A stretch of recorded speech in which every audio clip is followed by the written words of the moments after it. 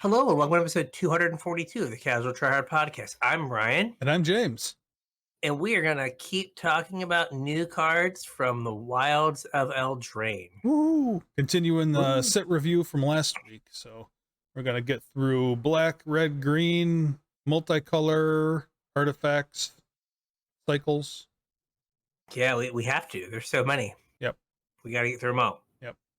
So if you'd like to reach out to us on social media, Facebook, Discord, X, I guess email, not a social media, but still.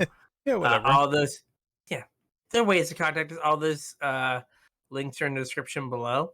So go check us out. Say hey, show ideas, questions you didn't want to have us answer, any of that stuff. That's the way to get a hold of us. Absolutely. If you're looking to support the show, there's a couple ways you can do it. The first is with our TCG player affiliate link, CasualTryHard.com/TCG. Follow that link on over to TCG player. Anything you purchase after that will help to support the show. Doesn't cost you guys anything extra. And you all know how affiliate links work by now, so use ours. We'd appreciate it. Thanks. Other way to support us is our Patreon, patreon.com/CasualTryHardMTG. Patrons get access to our show notes, so they get kind of a sneak peek about what the show is going to be about the following week. Patrons also get access to our pre-show, roundabouts another hour of content out of us every week, completely unscripted, unedited. It's just us being us. You have no idea what we're going to be talking about because we don't know what we're going to be talking about. But yeah, our patrons really seem to like it. So if you're interested in the pre-show, sign up at Patreon. Also, you get put on my mailing list for when I have swag to send out to you guys. Should be coming out sometime this month. I got some stuff going on early this month, so it'll probably be a little bit later. But if you want in on that, chip a couple bucks in, shows you appreciate us. If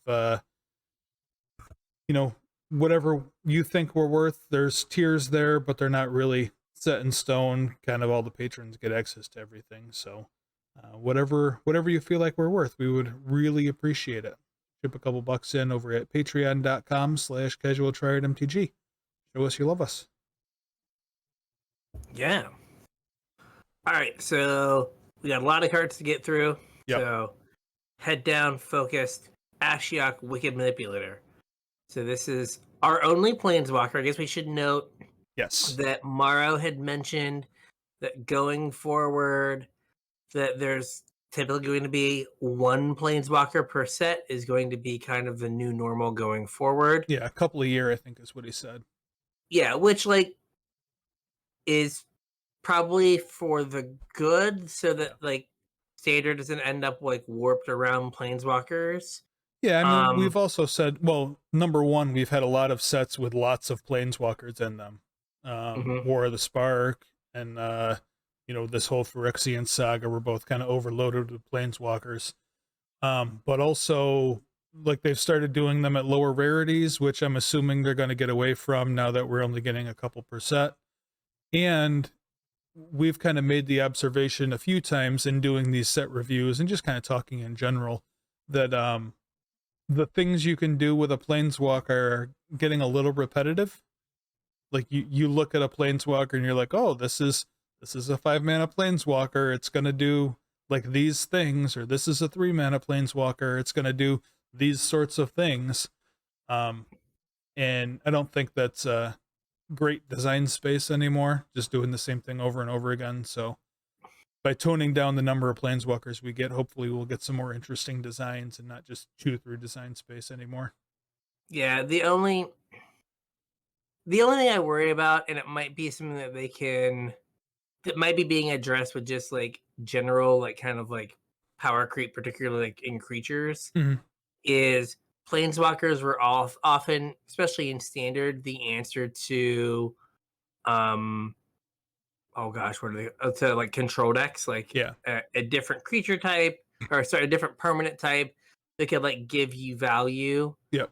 And I worry that especially in red and green, where those Planeswalkers were often the the mid-range breaker, or the thing you brought in against control. If you don't have that answer for control, it can kind of allow control decks to maybe get a little bit too good. Yeah. But at the same time, they keep making so many cards that are like 3 cards in one when they resolve. Like, here's my Fable of the Mirror Breaker.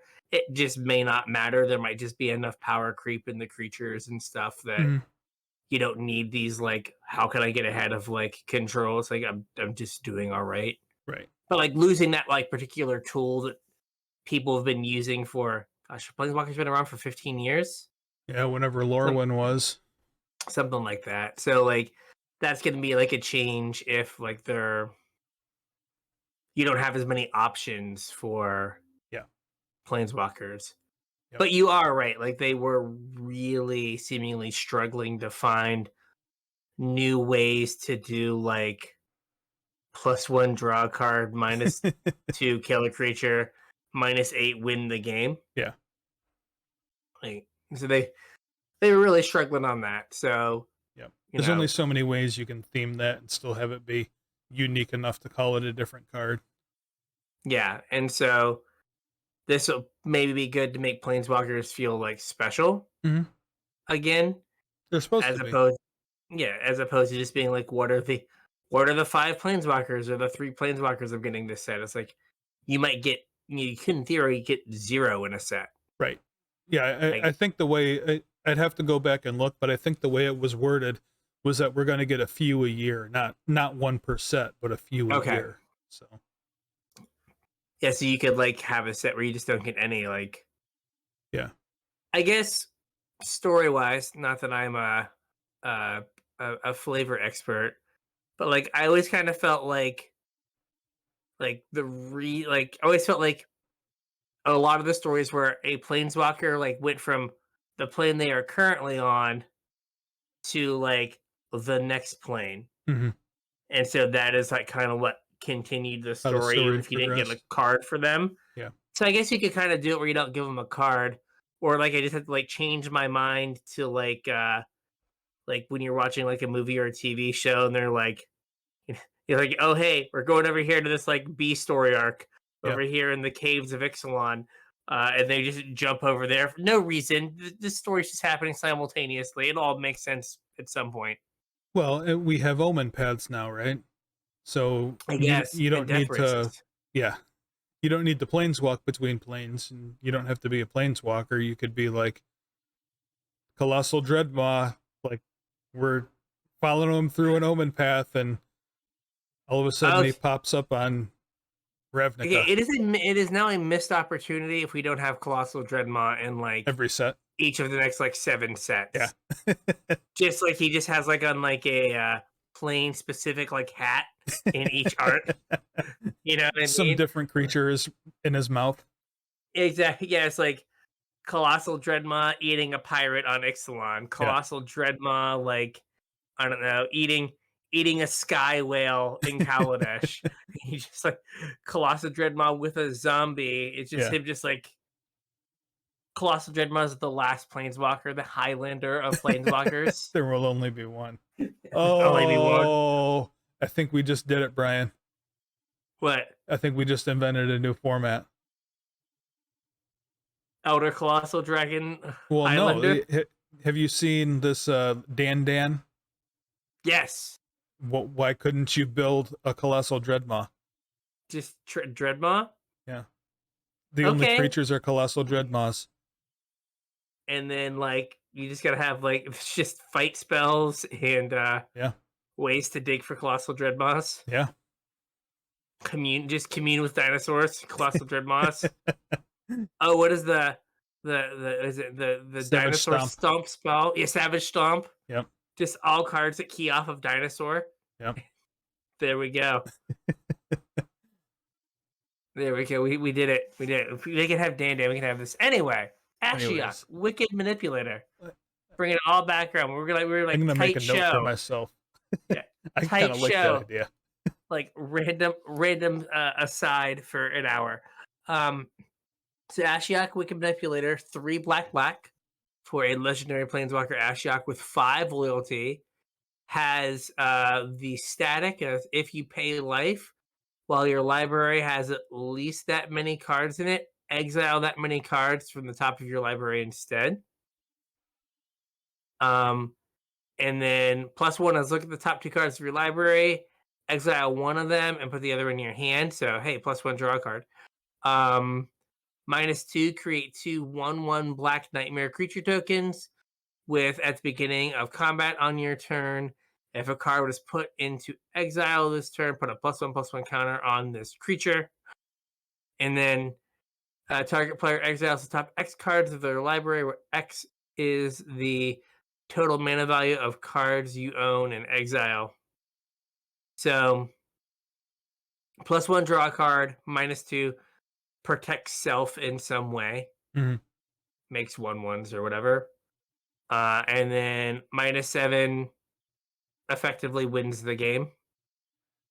So the reason why I kind of included this is not because I think it's a fantastic card. I mean, you just kind of ran down every 5-mana black planeswalker there is.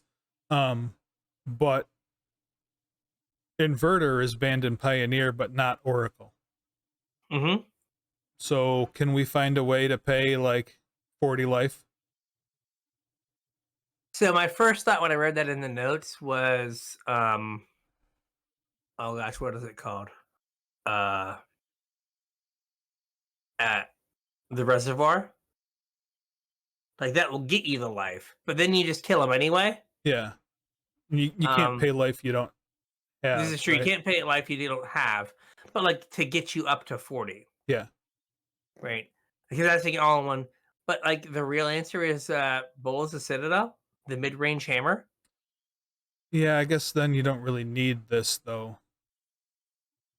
But I mean, you play like a 5-drop off the top, and then you like exile the next 5 cards. Exile the next 5. And then you hopefully have another thing, and then you exile the next chunk. Yeah. And then, but then you're not at, like, I guess then eventually you just hope to run out of cards. Yeah. Right. That's but what like if there's something that's like pay the demon from Ravnica, the surveil demon. Oh yeah, Doom guy. Doom Whisperer. I have a better answer. Okay. Adonto Vanguard. Oh yeah, perfect. Yeah, just pay in chunks of 4. And we're going back to Ixalan. Yeah. Where like like Adonto Vanguard, and there were a couple other things that were vampires, and we have you pay life. So there could be something there where you, like another vampire, you could like use like a black-white vampire or black or white vampire. Yeah.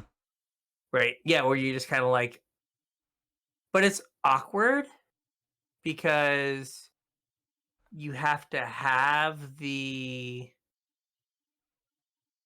Thassa's Oracle in your hand.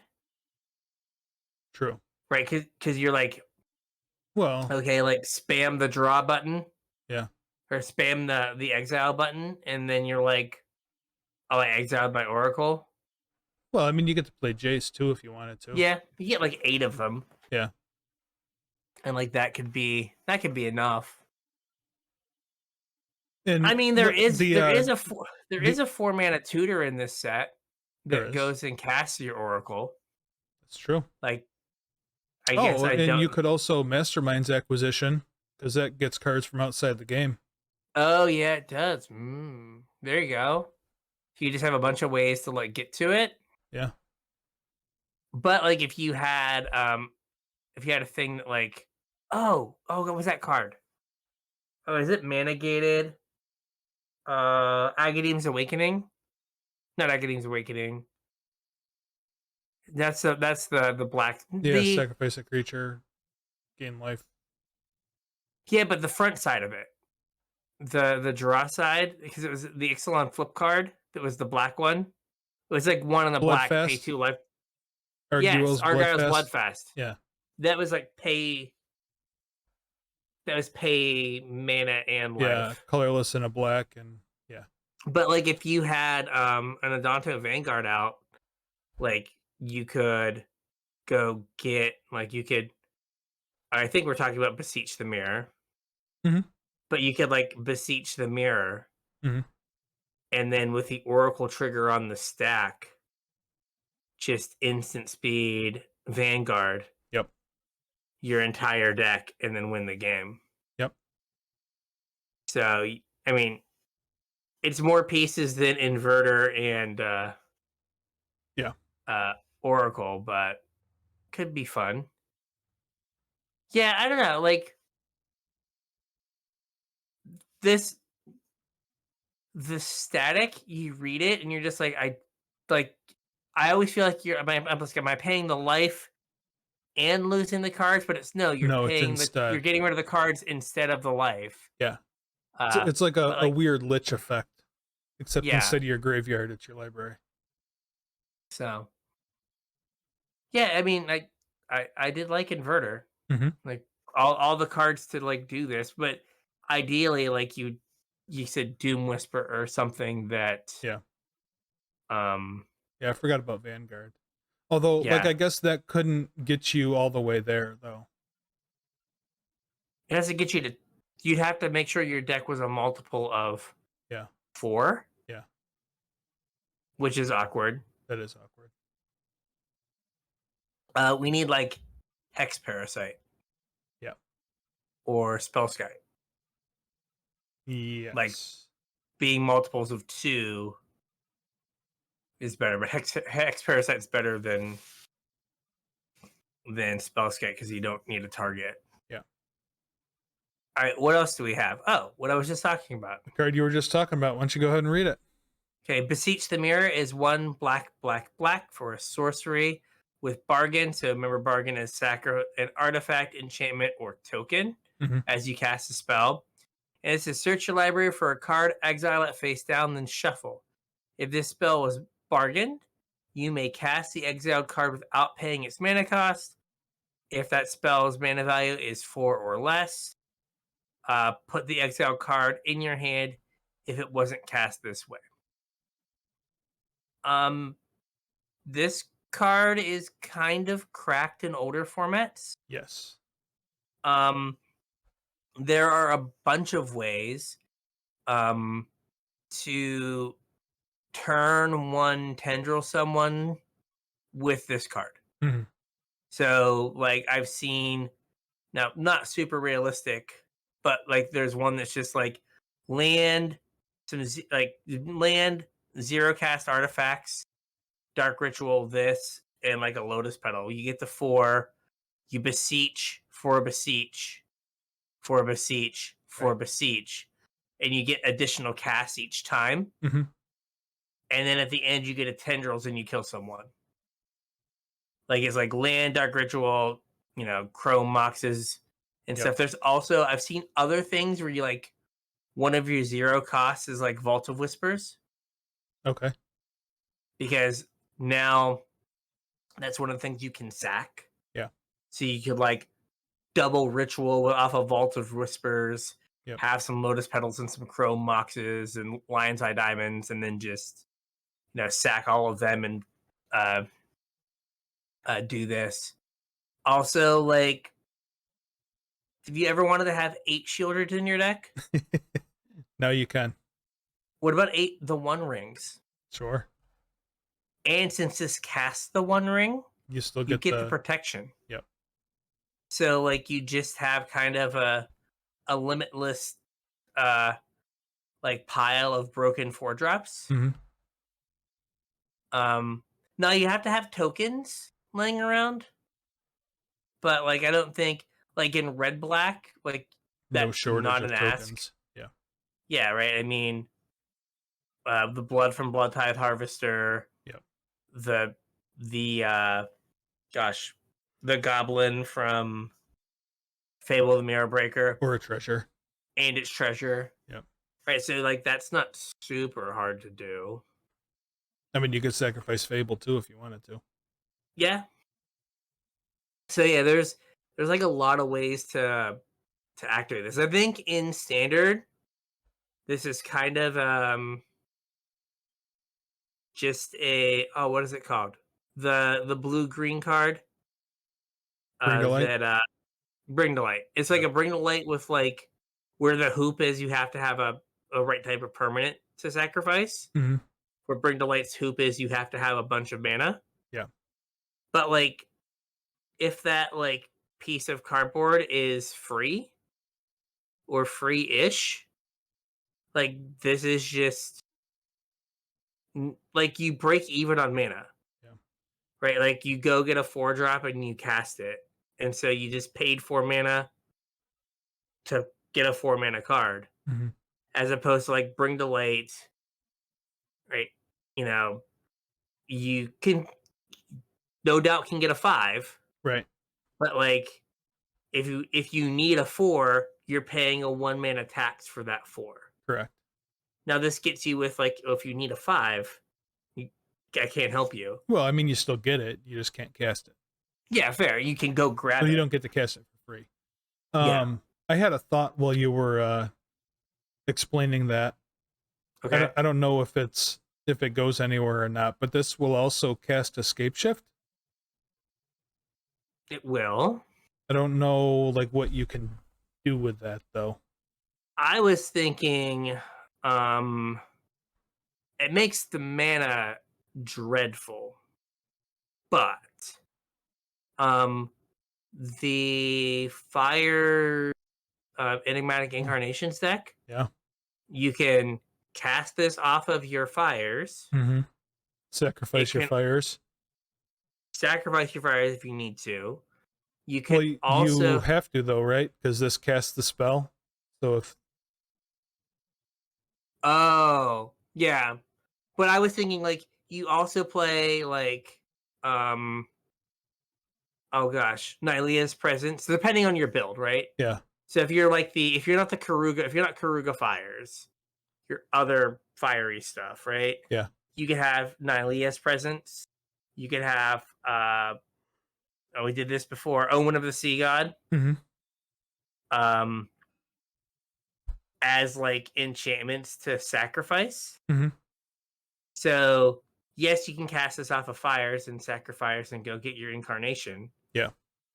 But also like just on turn 4, you've got like, instead of having to play, oh god, they played the 3 mana like 3/2 that went and put an enchantment on top of your deck. Mm-hmm. Now you just like go get the thing. Right.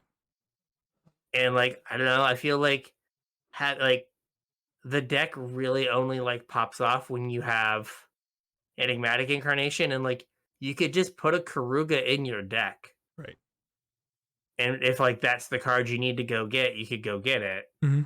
But like this is just, now you have 8 copies of the 2 cards that like Enigmatic Fires. You have 8 copies of the 2 cards that your deck's named after in your deck. Yeah, rolled up in 4, or I guess 12 card slots.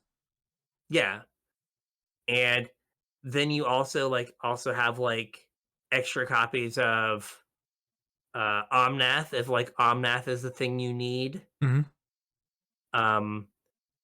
And then also you could play some other like one of fun of enchantments. Mm-hmm. Especially like at 4, like, oh, I have my Enigmatic Incarnation, I need another 4 to go get, to then go get my Elishnorn, or go get, yeah, stupid fight wolf guy. Mm-hmm. And so like this just kind of covers that as well. So like that deck I think becomes really consistent now. Yeah, I think so. You're right though, it does make the mana pretty awkward, but I guess like if you're firing, the mana doesn't matter. So, and like I said, there was a point in time where these decks were all built around Nylea's Presence. Yeah. And if your deck's built around Nylea's Presence, I think it makes your mana, the mana gets way better. Yeah. And like, you can also just change your triomes a little bit. Mm-hmm. You have, more Sultai and like Grixis triomes. Yeah, I think triple like black is still tough though. It is. But it is something to consider. Yep. But like any deck that like needs a 4-drop. Right? You're like, okay, like this just goes and gets it. And casts it. That's why And casts it. I don't know if you remember, but in Shadow's Standard there was that Seasons Past deck. This is better, either some portion of or better than Dark Petition. Yeah, for sure. Yeah. I mean, it couldn't get you a Seasons Past, right. But well, it could get it. It couldn't cast it. Yeah, which but like then Dark I guess Petition makes it, didn't actually cast it either. It just gave you mana towards it. Yeah, but like I was gonna say, but then it's the same. It's kind of the same thing, right? Like where Dark Petition was 5. Yep. If you didn't have Spell Mastery, well, it was 5, and then gave you 3 if you had Spell Mastery. Like this is 4. Mm-hmm. And again, like if your deck's built around like powerful 4s, which they just keep giving us more and more like dumb 4s. Mm-hmm. This does a job pretty well. Yep. All right, what do we have next? This next one's like right up your alley. Yeah, Ego Drain. This is a single black mana for a sorcery. Target opponent reveals their hand. You choose a non-land card from it. That player discards that card. If you don't control a fairy, exile a card from your hand. So this is the reason I put this on here is because it's kind of a unique duress. Like we get good discard spells like Thoughtseize, and then we get like limited discard spells like Duress. They're kind of just meant for the limited format. This is kind of unique because there's no restriction on the card it can get. So it's closer to Thoughtseize. And like especially in a fairy deck, this is just better than a Thoughtseize, right? Yeah, but like you had put in the what's it called? In the notes that like, so you have to have a fairy, which makes it like probably something you're gonna play later in the game as opposed to earlier in the game. Yeah, it's not as great on turn 1. Oh, it's LSV was like it's awful on turn 1. Yeah. Right? Like in like 2 for 1ing yourself, like it's okay. I say that and it's like griefing someone without the scam. Yeah. Now it costs mana, which like I guess the card is worth the mana. But like it is kind of like casting a grief. So I am looking through fairies, and I had mentioned that there weren't a lot of like good 1 mana fairies. Because like you could see a situation where this kind of fills in the Inquisition kind of like spot. Yeah. Where like you would Thoughtseize on 1 and then like fairy on 1 plus ego drain, and sorry, fairy on 2 plus ego drain. Yeah. And like that's like fine. So like we have Fairy Dream Thief, which is a 1/1 flyer for 1 for black that you could play. Then there's like a bunch of bad fairies. Fairy Miscreant, no thank you. Oh, interesting. Halo Forger's a fairy. Oh, okay. Like on 4 mana, you could like Halo Forger plus buyback and ego drain from earlier. Yeah. Yeah, I'm just looking at like Pioneer legal stuff. Yeah, there's not a lot of. I did have one other thought. I don't know if it's anything.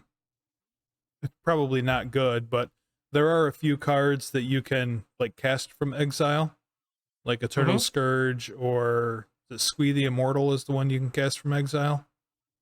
I think so. Yeah. That would be a way to kind of negate the drawback. Not that either of those cards are spectacular like in their own playable. right, but Miss Hollow Griffin. We could go all the way back to like Saltai Food Chain. Here we come. Yeah. Yeah, like I said, like so thinking about like fairies versus rogues, right? There's a lot of fairies that are also rogues, but not just a lot of random fairies. Right. So like Ego Drain is like I think a plus in the like you should play fairies camp. But then like Drown in the Loch and like Into the Story are like draws to rogues since they fill your opponent's graveyard. Like I feel like there needs to be like one like a but couple you get more Spell fairies to Stutter make it instead work. of Drown in the Loch.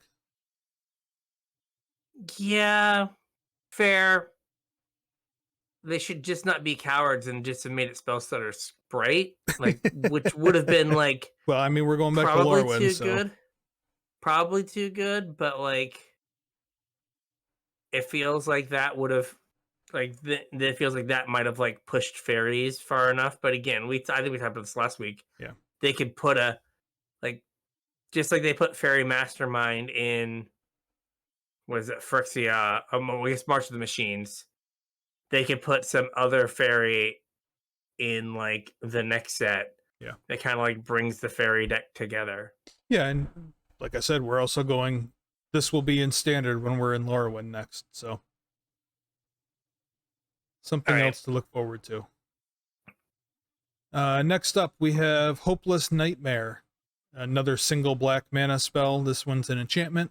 When Hopeless Nightmare enters the battlefield, each opponent discards a card and loses 2 life. When Hopeless Nightmare is put into a graveyard from the battlefield, scry 2, and you can pay 2 and a black and sacrifice Hopeless Nightmare. You should never do the last thing. That last text, just mark it out with a Sharpie. Well, I mean, there were points in time where you sacrificed your Omen of the Sea to scry 2 again, but it didn't happen that often. Yeah. No, I was more along the lines of like, this is like bargain food. Yeah. Right? Like, if, in our like mythical, like 5-color with triple black mana cost, enchantment deck, right? This is something you can play early and then feed to your Beseech the Mirror later on. Yeah, or anything that you're bargaining. Yeah. But I mean, I don't think we've had what was it? Was it Vicious Rumors? Was the like they discard a card, they mill a card, they lose 1? Yep. For a single mana? Like, this is somewhere in that neighborhood. And that card saw a non-zero amount of play. Well, I was looking at this more from like a Vessel point of view. Okay. You remember like Vessel and Ascency from it's an enchantment, which is a card type when it's in your graveyard. So not only is it bargain food, but it also helps you get closer to Delirium or whatever you're doing in the graveyard. It's also a thing you can flicker if you wanted to do that with like a Yorion or whatever. I know, like with Doom Foretold, because Doom Foretold wants permanent. So like you get a card with this. Like this is kind of better than the stupid rats. Yep. And then like you get cards with it, and then like you get the scry 2 when it dies. Okay, can get behind it for Doom Foretold. Okay. Yeah, I didn't even think about Doom Foretold, but yeah. Just all of the decks that ever wanted like the Vessels, or what were the other ones? Not the artifact.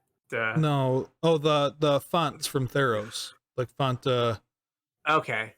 Just like the enchantments that sit around and like they didn't have to be an enchantment because they don't really do anything once they're on the battlefield.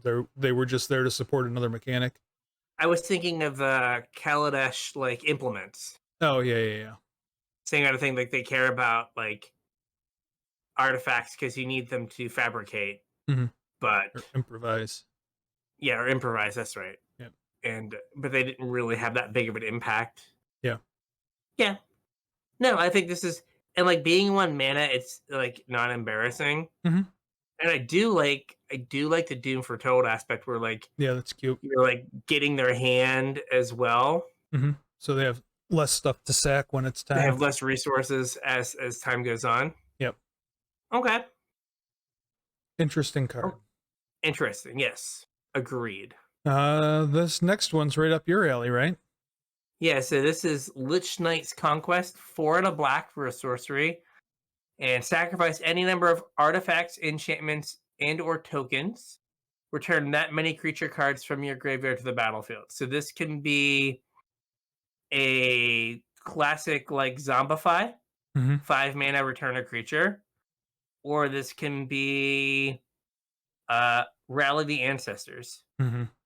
This is if you have enough multi-kicker bargain. Yes, if you have enough food for it. So it's like, how do you build a deck that is like simultaneously filling its graveyard, but putting game objects in play? Game objects into play. Yeah. We mentioned one in the pre-show. It's not this is modern of a modern power level, but like Underworld Cookbook. Mm-hmm. Right? Discard the card, get a food token. Oh yeah, it does both things. And it puts it in and gets rid of it. Like, I don't know if there's anything in like Pioneer. Like, this card screams like can be Pioneer or maybe like a standard playable. Mm-hmm. Fable the Mirror Breaker does all the parts. Does. Right? Like you could turn 3 Fable, turn 4, discard 2 things, attack. Mm-hmm. And now if your goblin gets in, you have 2 things to sack plus the mana. Right. So you're like, I don't know, what's this? A Tally and a Troxa. Ooh. And then do this. And go game. Blouses. Yep. And then you win the game. Like pretty easily. But yeah, like just game objects plus this. Mm-hmm. And we get a lot of game objects. We do more and more every set, it seems like. Yeah, this set is very good at making game objects. Yep. All right. Next up, we have Lord Skitter's Blessing. This is 1 and a black for an enchantment. When Lord Skitter's Blessing enters a battlefield, create a Wicked Roll token attached to target creature you control. In case you don't remember, Wicked gives a creature +1/+1, and when the aura gets put in the graveyard, each opponent loses a life. And then at the beginning of your draw step, if you control an enchanted creature, you lose a life and you draw an additional card. I mean, Phyrexian Arena has been good for a long time. Mm-hmm. This also pairs very well with another card we're going to talk about here in a little bit, Spiteful Hexmage. Yes. If you are listening to this the week it came out, on Monday, Saffron Olive made a video using the roll mechanic. Mm-hmm. And this was one of the synergies he had in it, and it looked really strong. Yeah. I mean, if you like, it's giving you the thing that you need to make it work, but then like it's giving you the enchantment, not the creature, but the enchantment. Right. Yeah, as long as you have a creature. Yeah, but it is one of those things that it is oftentimes difficult to imagine that like you get the card. Mm-hmm. Right? Like, all right, if you don't kill my creature that I just made better, right, I get a card. And like your opponents are gonna like almost always have the removal. Yeah, I mean, especially if you're doing it super early. Yeah. So it might be a situation where you don't get it super often. Yeah. Because like it can just be like 2 mana do nothing. Which is really like a scary place to be. Pay 2 mana, it exists. Congratulations. Yeah, it's like you can't do anything with this card. Yeah. So I don't know if it matters at all, but this also in 1 card triggers like Enchantress stuff twice. And Celebration. Yeah. Oh yeah, it triggers celebration too. Yep. Yeah. The Enchantress thing might be more interesting. Mm-hmm. Doomwake If you Giant infest your team. remember when that card was legacy playable for I like a brief love instant? Doomwake Giant. Doomwake Giant is it 4 and a black or Yep. 5 and a black? 4 and a black. And it was it? I forget how big it was. It was pretty big. It was like a 4/6 maybe. Yeah, and it was like in Constellation, all your opponent's creatures get -1/-1. Yep. So it triggered when it came in, Mm-hmm. and then swept up all the little stuff, and then you were hoping to like put 2 enchantments in the next turn and get like everything else. Yep. Or God help them if you had 2 of them. I have killed lots and lots of very big creatures with Doomwake Giant. I had a green-black Constellation deck in Theros Standard. Yeah. So yeah, this could like I think like for constructed the fail case is like too high. Yeah, probably. Or like too likely. Like, you know, you don't want to be in a situation where your opponent's just playing cards that work. Mm-hmm. And then you play cards that don't work. That don't work because they had a removal spell. Yeah, and you're like, oh well, crap, no. Yeah. And like if they kill your enchanted creature, like now you have to try to stick another creature and get it enchanted. And get an enchantment on it, yeah. And it's like, oh man, I'm just screwed. Yep. All right. What's up next? Not Dead After All. Single black mana for an instant. Until end of turn, target creature you control gains. When this creature dies, return it to the battlefield tapped under its owner's control. Then create a Wicked Roll token attached to it. You know what I'm going to say right now that I've never said before? What's that? This is 100% going to be played in Modern. Oh, yes. Definitely. This is better Feign Death? Mm-hmm. So, was it one of them? I think it's Feign Death. Is when the creature dies, it comes back and gets a +1/+1 counter. Mm-hmm. This does the same thing, but instead of a counter, you get the Wicked Roll. Right. And when the Wicked Roll goes to the graveyard, you ping your opponent for 1. So it is a abrupt decayable +1/+1 counter. But if they're spending an entire card on your like +1/+1, that's a win. Well, so it's also not a counter. So you can't. It's not a counter. You don't get to do the Undying shenanigans, the Yawgmoth stuff. Yeah, but like Yawgmoth didn't do that though. Like Yawgmoth didn't use this. Like I was just thinking of Scam. Oh yeah, okay. Like this is just like a better Feign Death. Yeah. For Scam. Like better, different, right? And I know like there are edge cases that like, oh, they couldn't get rid of my counter, but they got rid of my my thing, but like the thing still doinks them for 1 on its way out the door. Right. So like walking ballistism. If they were at 4 and you had your grief, if they killed the thing, they still die. Right. Right. So no, I think it's just gonna like, is Modern playable? I don't know. Get your copies now while they're cheap before they become like $3 commons or whatever. Yeah, I mean, it seems like we're getting these way more often than we used to also. So I'm thinking there must be a design philosophy behind this somewhere where I wouldn't be surprised if Wizards was designing cards to use these. So yeah. I mean, if we're going to Lorwyn, we better be evoking some stuff. This is there we go. Scam and standard. So you just like, standard Scam. Yep. Blue-black Mole Drifters, and just you know. I mean, that's like a huge missed opportunity if we go back to Lorwyn and don't get Mole Drifter, right? Oh, I think we kind of have to, yeah. Right, like they can. I think the single most beloved card from Eldraine was Gingerbrute. Yep. And they brought him back. Yep.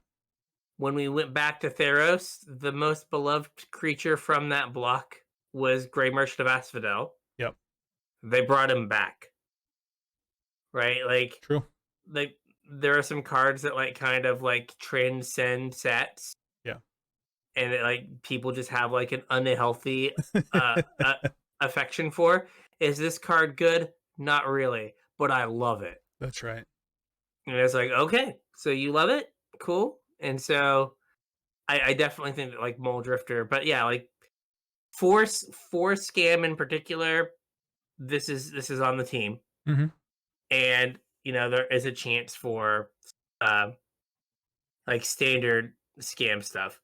And I'm only half kidding about like buy your copies of the stupid common, but like if the stupid common's like 50 cents or like 50 cents to $2 in like a year, I would not be surprised Well, if how it much was becomes like Deadly Dispute? Deadly Dispute got it to like $3. I think it was more than that. Yeah. I mean, I don't know if this has like popper pedigree, but it could. Yeah. All right. What else we got here? Next up we have Rowan's Grim Search. 2 and a black for an instant with bargain. If this spell was bargained, look at the top 4 cards of your library, put 2 of them back on top of your library in any order and the rest in your graveyard, and then you draw 2 cards and lose 2 life. It's instant speed. And there's like strong parallels here to Read the Bones. I know you have to bargain to kind of make the best use of this, but like draw 2, lose 2 at instant speed for 3 manas, like at rate, I think, or above rate because it's an instant. I think it's above rate. So like so there's the blue divination variant that's now an instant speed. Yeah. Right? Like that just being an instant speed makes the card way more powerful. Yeah. So I think like Read the Bones was 3 mana. Being sorcery versus Rowan's Grim Search being an instant is a huge deal. Right? Like if there's an Esper or like a blue-black control deck, you'd much rather hold up your counterspell and end of turn, right, instant speed your card draw. Also, remember Dark Bargain? Bargle, if you will. Bargle. Like that card was really good and limited. Like I think it was like maybe like kind of like one of those cards that you could think about playing in your standard deck. It wasn't quite good enough. Yeah. But like the bargain mode of this is Dark Bargain. Right? Put 2 in the graveyard, put 2 in your hand. Yep. And again, if we're looking for now, this is eating one of our permanents.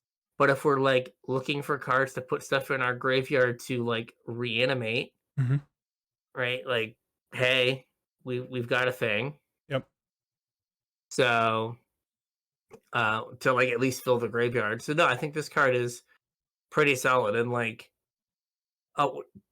Shadow Prophecy sees modern play. True. Right, like this is again, it's like more work than just like play a couple triomes. But like being an instant is a huge deal.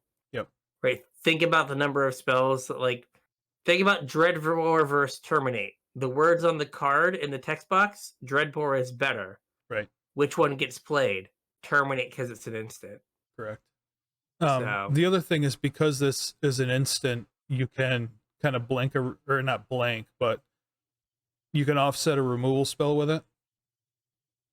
If the thing they're targeting if the thing is an artifact, or a token, yeah, you definitely. So, just to note, yes. One more black card. We alluded to it a couple cards ago. This is Spiteful Hexmage. Single black mana for a 3/2 human warlock. When it enters the battlefield, create a cursed roll attached to it. And the cursed roll is the bad one that makes it a 1/1. So it's a 1 mana 1/1 that turns into a 3/2 if you Lord Skitter's Blessing it. Yes. Let me look up. There was another card. Crap. It was in it's red.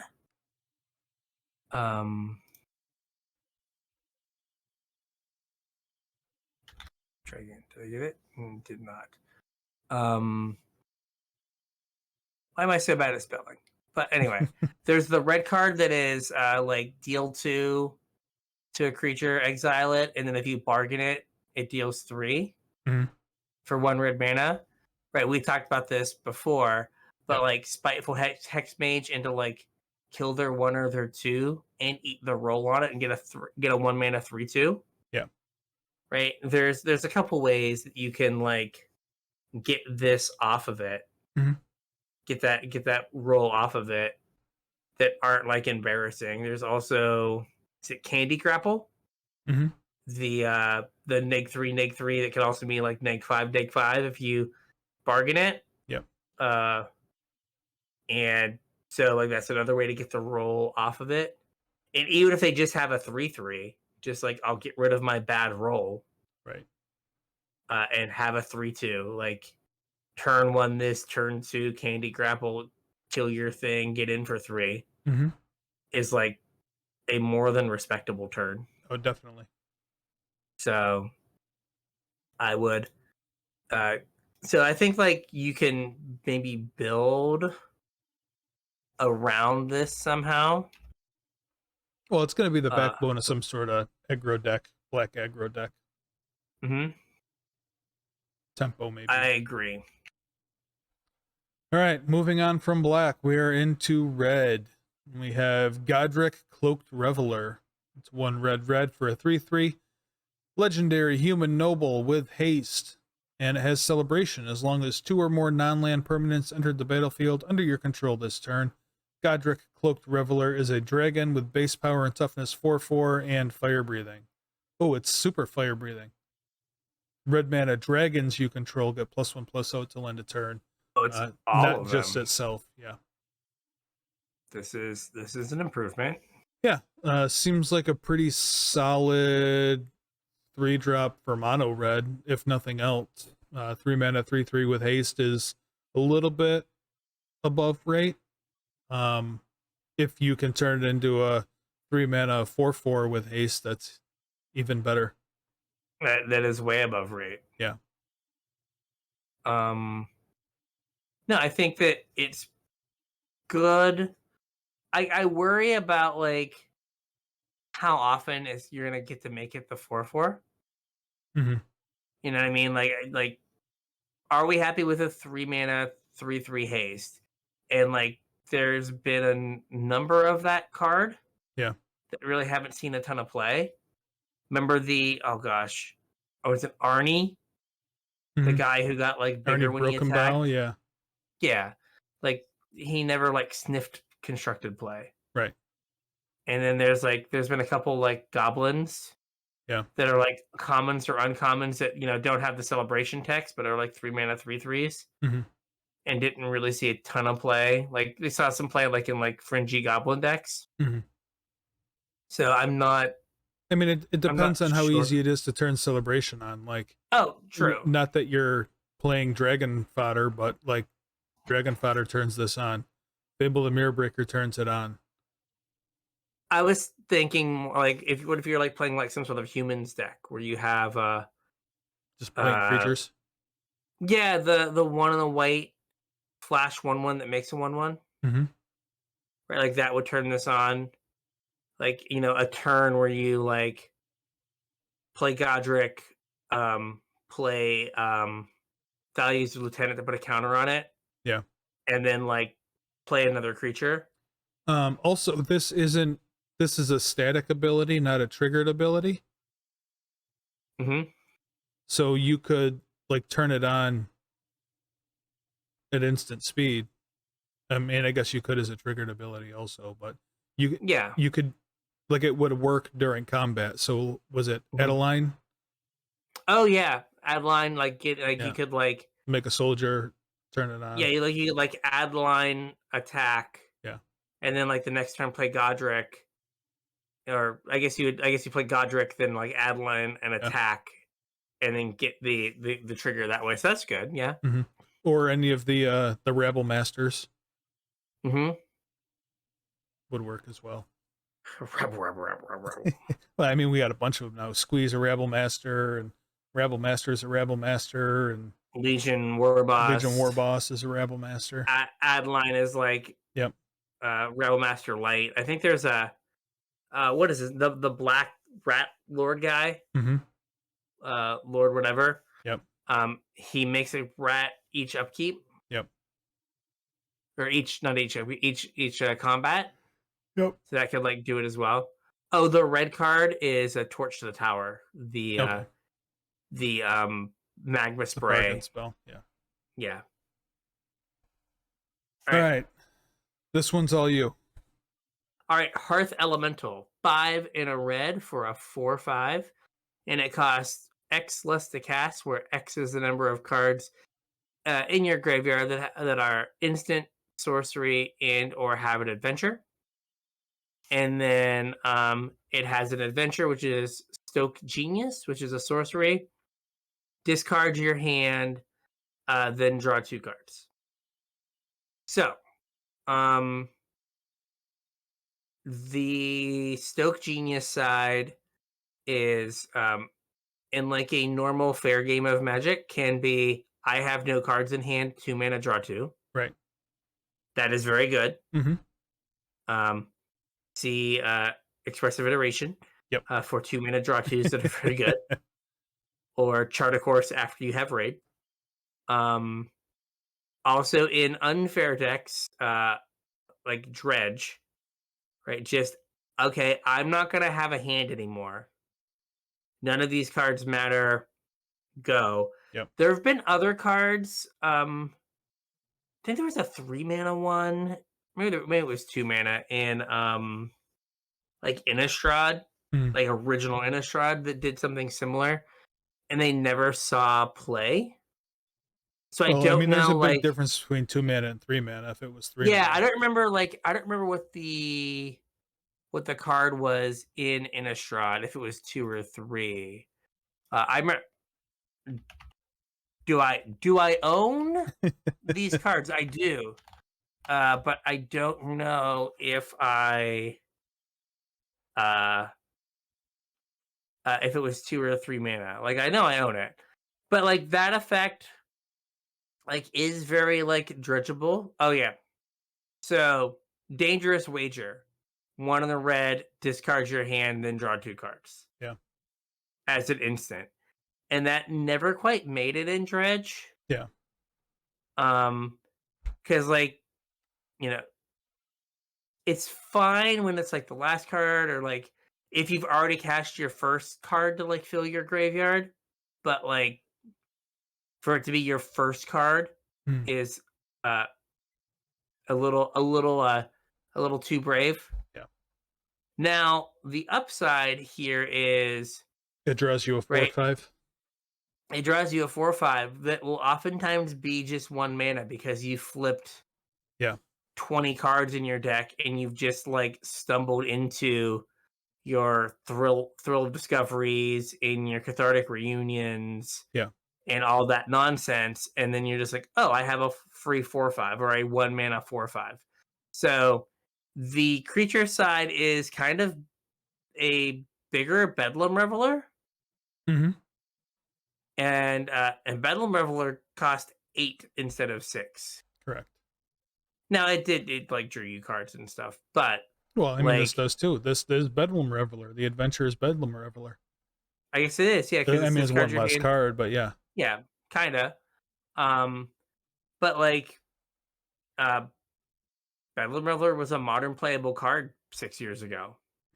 6 years ago, a simpler time. A simpler time. Yeah.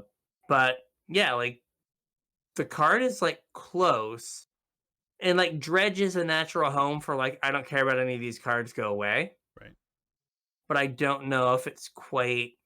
So like Pioneer Dredge, I don't think wants this because it's not putting adventures or instants or sorceries in the graveyard. And I know Modern Dredge isn't really a thing anymore, but in Modern Dredge, you have your Conflagrates, you have your Life from the Loams, you have other of these guys. Like, there's plenty of instants and sorceries for you to make this cheaper with. Yeah, it's just a question of, like, are you going to get enough off of the... Like, if you told me it was one of those things, like, if you told me that it was the second enabler I drew, I got to cast every game. Yeah. I'd be much more in for it than it being the first. Yeah. Right? Because like usually you need like the first thing to kind of get your graveyard going, and then the second one lets you kind of like explode. Yeah. But like if you have to discard your hand on the first one, but right, like if each of these that you draw, even if you don't like adventure them, if you just like draw it and you just have a 4/5, Mm-hmm. right, for 1 mana, like that might be enough. I mean, it's like what one like a Gurmag Angler's a 5/5, Mm-hmm.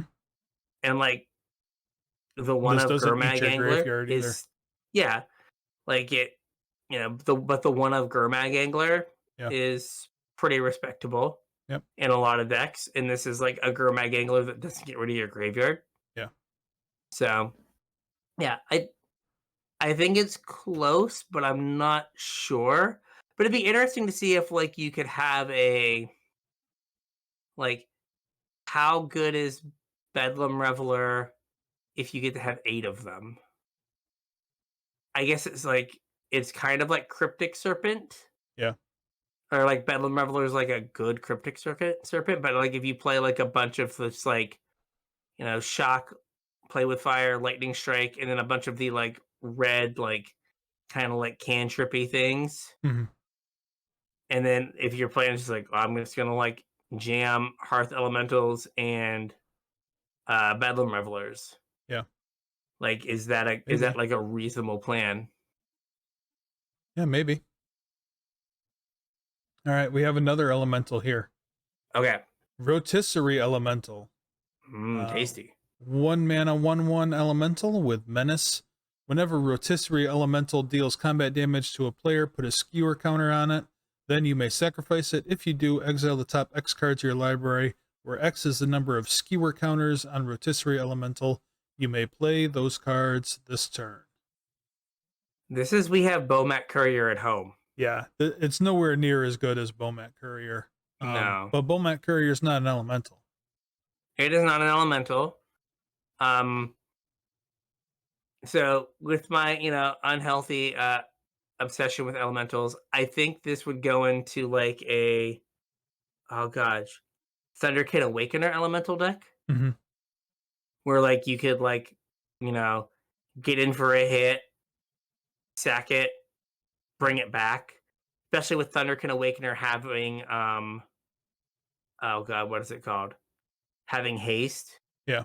You could like get this in for a hit or two, then sack it, get the cards, Thunderkin Awakener attack, get this back, sack it again, get another card. Yeah. Kind of deal, like work through your deck that way.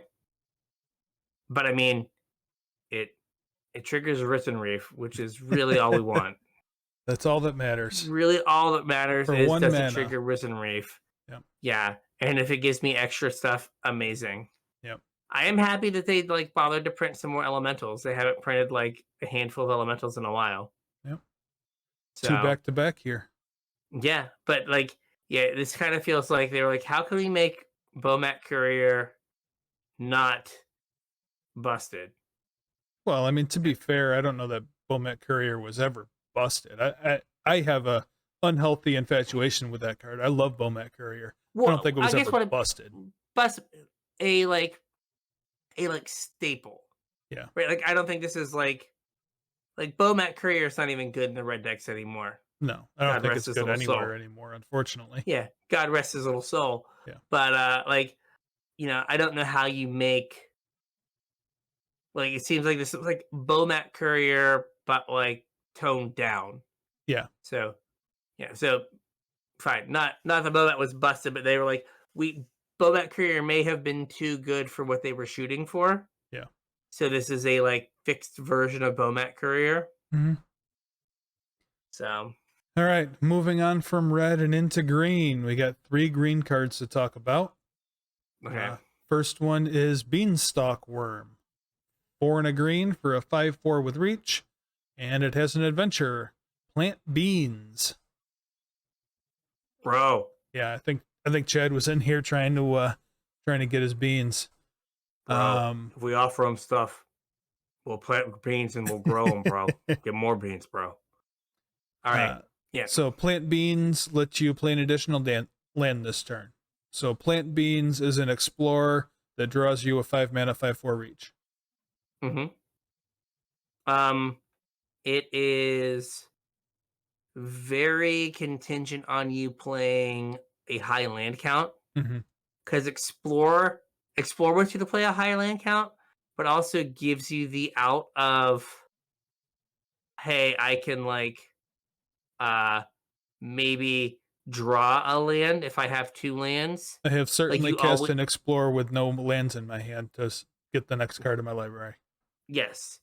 This doesn't give you that. It always draws you a 5/4. Right. Which doesn't isn't help bad. when you have 3 mana. Yeah. Or it doesn't help when you have 2 mana and you're like, come on, I want to hit like Yeah.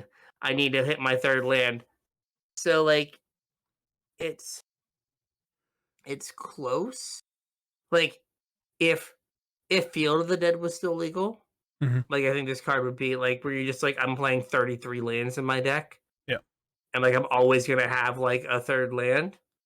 I think this card's like super good, but like there's more risk with it than there is with Explore. Yeah. Right. It's not rampant growth where you get to go get the land and put it into play. This is like it has to be in your hand. Right. Right. So there'll be times that you like look at it and like you can never play plant beans. Because like if you have 2 lands in your hand and then you don't draw you don't draw a land on like turn 2, right? Then if you just draw a land every single turn, plant beans doesn't do anything. It doesn't do anything, yeah.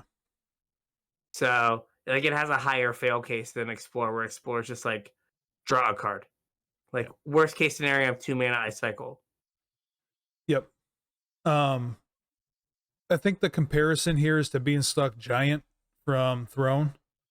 And while I don't think this is as good as Beanstalk Giant, like the creature side of it is castable if things don't go right. So like that might be a very small upside. Yeah, Beanstalk Giant was 6 and in green, right? Yeah. Yeah. You had to be doing it to get there. Yeah, you had to really be like, you had to be committed to Beanstalk Giant. Yeah. But yeah. Next up, we have a weird one. This is Blossoming Tortoise. 2 green for a 3/3 turtle.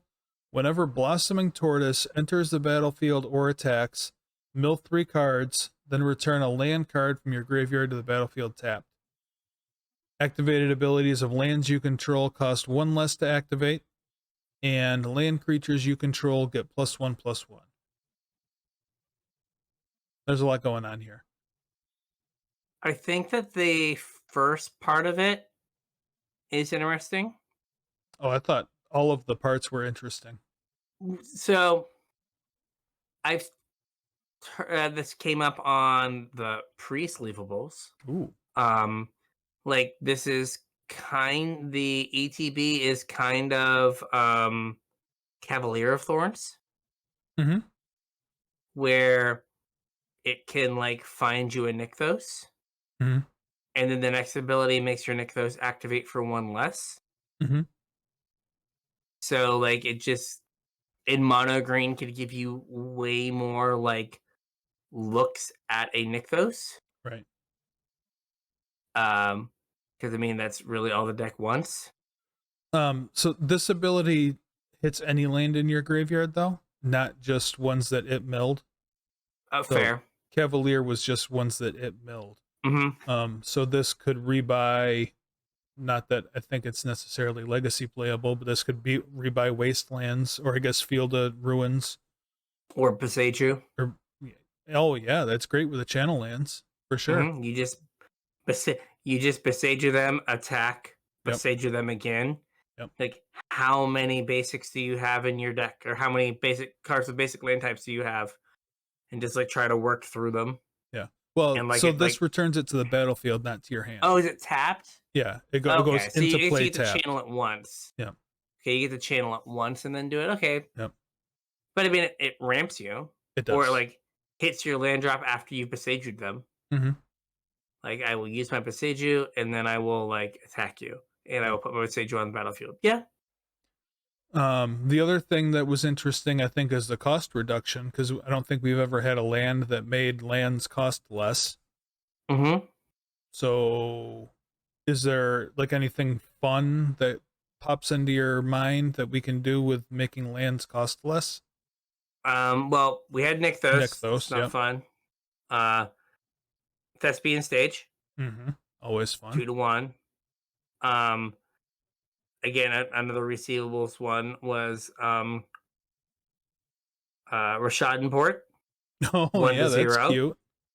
Yeah. You just have like, just say, tap your land. Yep. Tap my land to tap your land Yep. with the turtle out. The first thing that popped into my mind was all of the man lands. Like Yeah. Mutavault, Blink Moth, Ink Moth. They all cost 0 now. Mishra's Factory. Yeah. And I guess the what is the Mishra's thing we have now? That land costs, is it 2 or Yeah. 3? Yeah. And now that one will cost 1 less. Yeah.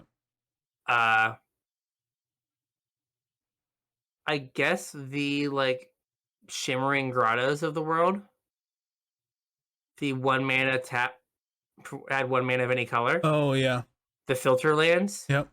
They all now are 0, tap a mana, get a mana of any color. Yeah, that's pretty good. So that's not terrible. Yeah, so that it does interesting things. I don't know how good those things are altogether. Yeah. And not Right, requiring a 4 mana card either. Yeah.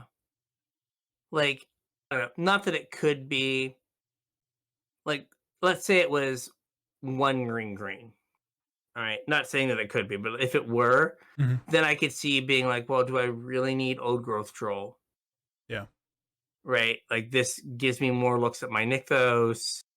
It's 1 less devotion, but like if I hit my Nykthos a turn earlier, none of that matters. Right.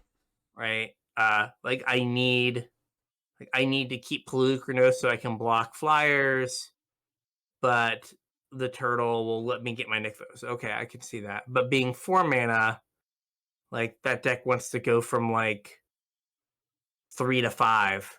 Yeah. Or 3 to 6 kind of deal. It doesn't want to like stop at 4. Right. So I don't know how that like impacts things. But it is, I guess, also it's good with Urza Saga. Yeah. It turns your Urza Saga down 1, and then when it dies, you just attack with it and bring it back. Yep, that's cute. So that's not awful. Yep. But like having 3 toughness, like Lightning Strike and Lightning Bolt, just like make your life terrible. Definitely undersized for a green creature at 4 mana. I mean, even if it was like a 2/4, yeah, I'd feel better because then you're like in the like lava coil like part of the world. Yeah. Where like in game 1, you probably get to free roll it against like a lot of like red decks. But at 3, like that's just like where you get to kill stuff if you're red. Right. All right, last green card. This is a weird one. We have Bramble Familiar. 1 and a green for a 2/2 elemental raccoon. It taps for a green, and you can pay 1 and a green, tap it, discard a card, return Bramble Familiar to its owner's hand. And then it also has an adventure, Fetch Quest, 5 green, mill 7 cards, then put a creature, enchantment, or land card from among the milled cards onto the battlefield. Okay. So it's kind of like green Bay of Wishes, but like different. I don't know. This is a weird one. It's really expensive, like to do the adventure, which is like typically cheaper than the creature. But then like the creature stuff is super cheap, so that you can rebuy it to do the adventure again. Yeah, so like it kind of is in the early game, use me for ramp. Mm-hmm. And then once you've hit your land drops and the ramp doesn't matter anymore, turn me into a Turn Timber Symbiosis. Yeah. And like that's a reasonable like combination of things, right? Like because we've all had games where like and where you've drawn your mana dork late and you're like, oh my gosh, if this was anything else. Now it is something else. Well, unless it's another Bramble Familiar. Yeah. Like, I guess you are cursed if you pay 7 mana and you flip over 7 cards and all there is staring back at you is a Bramble Familiar. Yeah. Right? Or like if this is on the battlefield and you draw a land, yeah. Right? You can pick it up and try again. Yep. Also, like you can do the tricks you did with Fae of Wishes, where like block, put it back in my hand. It's true. This is not at sorcery speed. You can do that. Yeah. Or like they use a removal spell and you just pick it up. You Yep. know, like I'll take this land in my hand and pick this guy up. And then maybe in a turn or two, I'll get to cast the other side. It's also an elemental. It is also an elemental. I wish it was a 1/3. Yeah. He's just too stompable. Yes, definitely. Poor guy. Poor guy, just getting crushed by the previous Eldraine set. But like, I mean, he's a 2/2. Like, that's not embarrassing. I mean, the other elemental is an 0/3 mana dork. So like, this is just a better elemental mana dork on some level. Like, yeah, he gives the out of like attack. Like, I've been playing the Lotus Cobra version some, and it's like Lotus Cobra's fine and all. Like, you do explosive things, but like, I don't know, having extra elementals is always good. I guess the downside of him being an elemental is when you have a Nissa, the new Nissa, yeah, right, and you like play a fetch land, you kind of want to hit Omnaths, right, and having like an extra elemental raccoon in the way, you're like, crap, I just got a 2/2. Yeah, but like, it could also be fine, like, you know, if like it's turn 4, you went like, oh god, Risen Reef into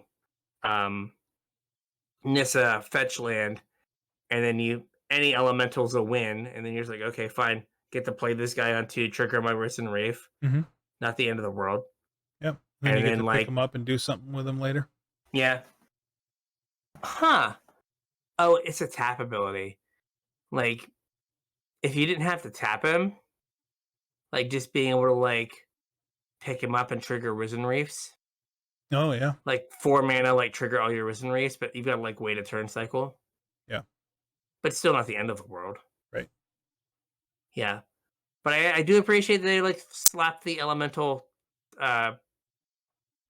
creature type on a couple things. Thanks. Yep. This could be because we're going back to Lorwyn and they want to have like an elemental stack. Maybe they'll just take a mana off of Risen Reef and just call it good. Yeah. Coiling elemental. All right. What do we got next? Moving into gold, we have Balloona Grand Squall. And we talked about this one a little bit already. If I can bring it up on screen. This is Teamer for a 4/4 Giant Noble with Trample. Permanent spells you cast that have an adventure cost 1 less to cast. And it has an adventure, Seek Thrills, to Teamer. It's an instant, mill 7 cards, then put all cards that have an adventure from among the milled cards into your hand. So the front side of this is something near Escape the Wilds. The adventure side, yeah. Yep. And then the back side makes all of your adventures creature and also is a 3 mana 4/4 trampler. I mean, it's we just talked about him. The green guy. The troll.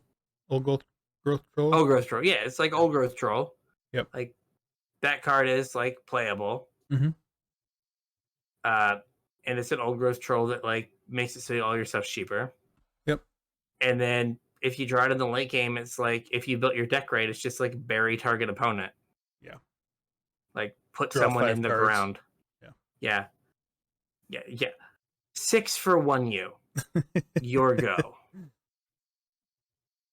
No, I think this card is really strong. Mm-hmm. Like, I think it does require you to have, like, an adventure deck. And I think the first, like, explore nonsense I'm going to mess with is going to be, like... Team Adventures. Exactly. Yeah. Lovestruck Beast, Bone Crusher Giant, Brazen Borrower, this, and the Beanstalk Giant. Yep. With, the various, like, payoff cards. Lucky Clovers and Keepers. Mm-hmm. And we talked about the blue enchantment. Mm-hmm. This, like, kind of Edgewall Innkeeper-ish. Yep. Yeah, so some combination of that and just, like, here's all these adventures. Does this work? Yep. Because, I think if you have 30 adventures, like, if you have 30 adventures in your deck and you cast this, you're going to, on average, get 3 or 4 cards. Yeah, which is fine. Yeah, which is fine. Like, a 5-mana draw 4 plus, like, get a 4/4 eventually is fine. Eventually, it's 3 mana. Like, you're going to do it next turn and then cast your adventure cards. Yeah, exactly. Like, you're going to do it and then, like, ramp. Yeah. And think about how much better mana is now with the Triome. Yep. With Ketria Triome? Yep. And then the like, everything. Like, you're gonna have, like, really good mana to make this work. Mm-hmm. And, like, I don't think it's unreasonable to, like, splash into, like, particularly white for some of the Twinning Twins and, like to have your removal on, like, Giant Killer. Yeah. Where you can just, like, snag something, like, put a Plains in your deck for Giant Beanstalk Giant and, like, a couple Triomes that have, like, white on them. Mm-hmm. And, like, you're probably fine. Yep. But no, this card looks great. Like, this is one of the cards I'm excited about. I'm like, mm-hmm. Oh, can, like, that deck be good? Yeah. And we're gonna find out.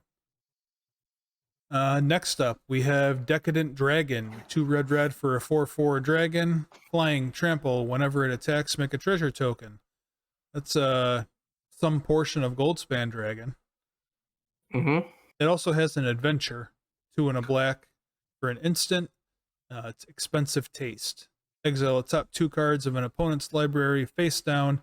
You may look at and play those cards for as long as they remain exiled. So you don't get to use mana of any color. So that's where the treasures come in. You do get to play lands, though. You do get to play lands. And it's not till end of turn. You just get them. Yeah, it's basically like Gaunty. Yep. They just have the ability now. You can cast these. Yep. You get to attack with a 4/4 the same turn you get to attack with a Goldspan Dragon. Right, because Goldspan, you'd play it on 5 and it would have haste. Yep. So this, you play it on 4, cross your fingers. That it doesn't die. And then you get to attack with it. So, like, you kind of get it on the same turn. Mm-hmm. And it does have the powerful thing of the adventure curving into the creature. Yep. I don't know if you want to spend your turn 3, like, hoping for gas. Yeah, it depends on the matchup, I guess. It depends on the board state and all that stuff. But, like, it's fine. And it's an instant. Like, it's an instant, so you could do it on your opponent's hold up a removal spell. And mm-hmm.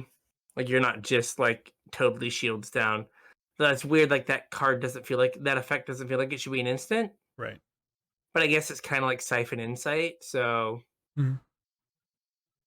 Well, I think it's fine. Yeah, I think it's fine. It's weird, because 4 mana 4/4 flying for so long would have been like, oh my god. Yeah. And now it's like, it's fine. It does a thing. I mean, think about how good like Thunderbreak Regent was in cons. Mm-hmm. And like, if that were printed today, it'd probably be an uncommon. Yeah. It'd be like, I guess this is okay. And you're like, what do you mean you guess it's okay? Card's cracked. And it's like, no, it's fine. Yeah. All right. Next one, we have Devouring Sugar Maw. 2 black for a 6/6 horror. Menace trample. Ooh, I can talk too. At the beginning of your upkeep, you may sacrifice an artifact, enchantment, or token. If you don't, tap Devouring Sugar Maw. So it's at the beginning of your upkeep, bargain, or tap it. Okay. And it has 1 and a white, have for dinner. It's an instant. Create a 1/1 white human creature token and a food token. So it makes 2 things and then makes you sacrifice a thing. I cannot take any credit for this, but Aspiring Spike brought up the fact that much like the stupid evoke elemental that like makes 2 tokens, this is something that follows the cascade restriction for oh god, what are they for Violent Outburst and Shardless. Yep. But makes 2 things for Glimpse of Tomorrow. So you can play this, and it's another way to get 2 tokens, so you can start Glimpse of Tomorrowing. Yeah, that's cute. I don't know if it's good, but it does give you a way to like Glimpse of Tomorrow kind of deal. This as another way to get 2 things. I don't know that this is like what you're talking about seems much more powerful than what I'm going to suggest, but this also lets you get your roll off a Spiteful Hexmage. Oh yeah, it can just eat the roll. Yeah. Yeah. So that's something. Yeah, I there are a lot of those like little synergies for like just having random rolls. Yeah. But again, like this is one of those. It's kind of what is it? It's kind of Abyssal Persecutor, where like it's not on your opponent, it's on you. It's like somewhere between like Lord of the Pit. Yeah. And like the same kind of casting cost as like Abyssal Persecutor. Yeah. But like the problem is are those cards good anymore?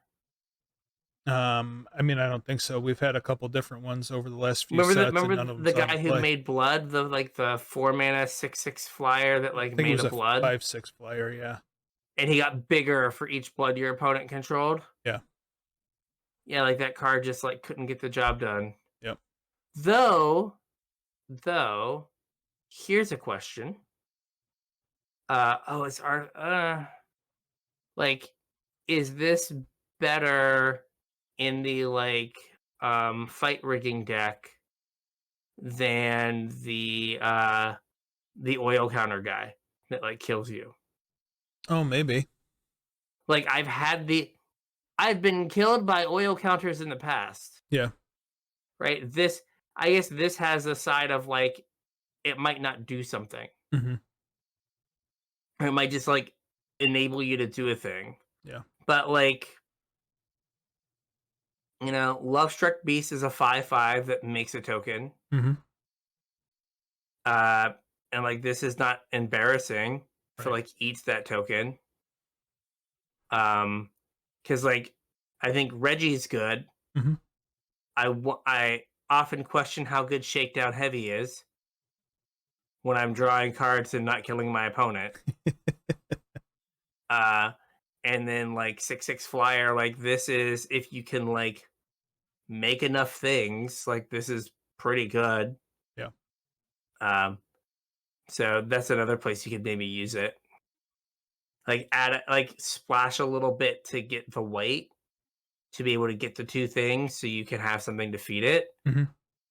But yeah, I think it's fine in that regard. Though I'll say that, and then I'll like have a screenshot of like 3 of them tapped, and my opponent at like 2. Yeah. Like empty board, I just have all 3 of my things tapped. I'm like, it's not as good as I thought it was. Quick, somebody make a token or 3. Anyway, anything make me a token. All right. Next here we have Elusive Otter. Single blue mana for a 1/1 with prowess. Creatures with power less than Elusive Otter's power can't block it. And it has an adventure for Grove's Bounty, X and a green. Sorcery, distribute X +1/+1 counters among any number of target creatures you control. I worry about how fragile it is. Like the other prowess creatures are 1/2s that get played. Yeah. So like we have Spikefield Hazard, like not in standard, but we also have the uncommon blue creature with red adventure that just has like red deal 1. Yeah. As it is as venture. So like you're a little bit limited on how good this can be. And it feels awkward that like the blue side screams like blue red prowess. Mm-hmm. And then the green side is not super usable. In that deck, yeah. In that deck. And then the green side is like, hey, play like, I don't know, Conclave Mentor. Yeah. And then it's like, cool, you play Conclave Mentor, now you can't use the blue side. Right. Like they don't seem to match up real well. Yeah, I guess my thought with this was that it seems to be a good curve filler, like in an adventure deck. Mm-hmm. Because that's kind of one of the strong points of the adventure deck is you're always using your mana with the, the difference in cost between your adventures and then the creatures that go on the adventures. And like being 1 mana, it's a spot that's not otherwise occupied by an adventure creature. And also the adventure is an X spell, which would fill in your mana curve however you see fit. And I mean, putting 4 counters on your Brazen Borrower will probably end the game. Fair. Most likely, yes. Yeah. Say, I guess you could like, and like casting all your adventures triggers this, so I could see that working. Yeah. And it also has the what's that card? The Lambholt. Pacifist? No. Champion of Lambholt. Oh yeah. The from the original Innistrad block. Yeah. Like the can't Creatures be blocked with, by creature power less than it. Yeah. Is more annoying than you think. It's way more annoying. Especially when you grow it with prowess and putting a bunch of counters on it. Not that you're going to put a bunch of counters on it with itself, but assuming you had more than 1. Yeah. All right, moving on. We have the card that Brian was just talking about. Why don't you read it off? We have Frolicking Familiar, a 2 and a blue for a 2/2 Otter Wizard. He flies somehow. You otter know. You otter know. So whenever you cast an instant or sorcery spell, it gets +1/+1 until end of turn. So like, not prowess. Almost prowess. Yeah. So like that kind of annoys me. Yeah. Like it should just be prowess. Like just in terms of like ease of playing the game. Yeah. Because like how many times they didn't want to trigger off artifacts. Yeah, but like why? When like the card before it does. I don't know. Like, was it a rare with prowess and they were like, oh, we need an extra uncommon, so we need to change it from prowess to something else? And then we have Blow Off Steam, which is a red for an instant. Blow Off Steam deals 1 damage to any target. Spikefield Hazard killed way more things than it had any right to. Yes. And this always draws you a 3 mana 2/2 flyer. Windrake, yeah. Yeah, which isn't like amazing, but is also not embarrassing. Mm-hmm. So like, I kind of like. It seems like it could have like reasonable utility. Yeah. Where it's just gonna like do, like it's gonna like tag team on a creature every so often, or it's just gonna be 1 mana trigger prowess on a couple things. Mm-hmm. Like it just feels like it fills like a lot of little. Yeah, I mean it also triggers all your adventure stuff for 1 mana. So. Mm-hmm. Yeah, it just kind of does like enough of everything that like it could see play, particularly in standard. Mm-hmm. If if our what's her name? If our giant lady, Balloona. Yeah, if Balloona is good enough that you're just like, dear God, I just need to like jam adventures in my deck. You're in, buddy. Okay, then like, hey, I just need more adventures. And like let's say for a second that the Pioneer Adventure deck, right? And like mono green's really good. Or like mono white with a bunch of like X1s or something. Right? And you're like, I just want to have a 1-mana deal 1. Well, here's a 1-mana deal 1 that like still synergizes with all of your enchantment stuff. Yeah. And not enchantment stuff, all your adventure stuff, and like you could sideboard it. Right. You could just like bring it in, it would be fine. So yeah, I think it can have a home just because deal 1 does more than you realize it does a lot of times. All right. Next one.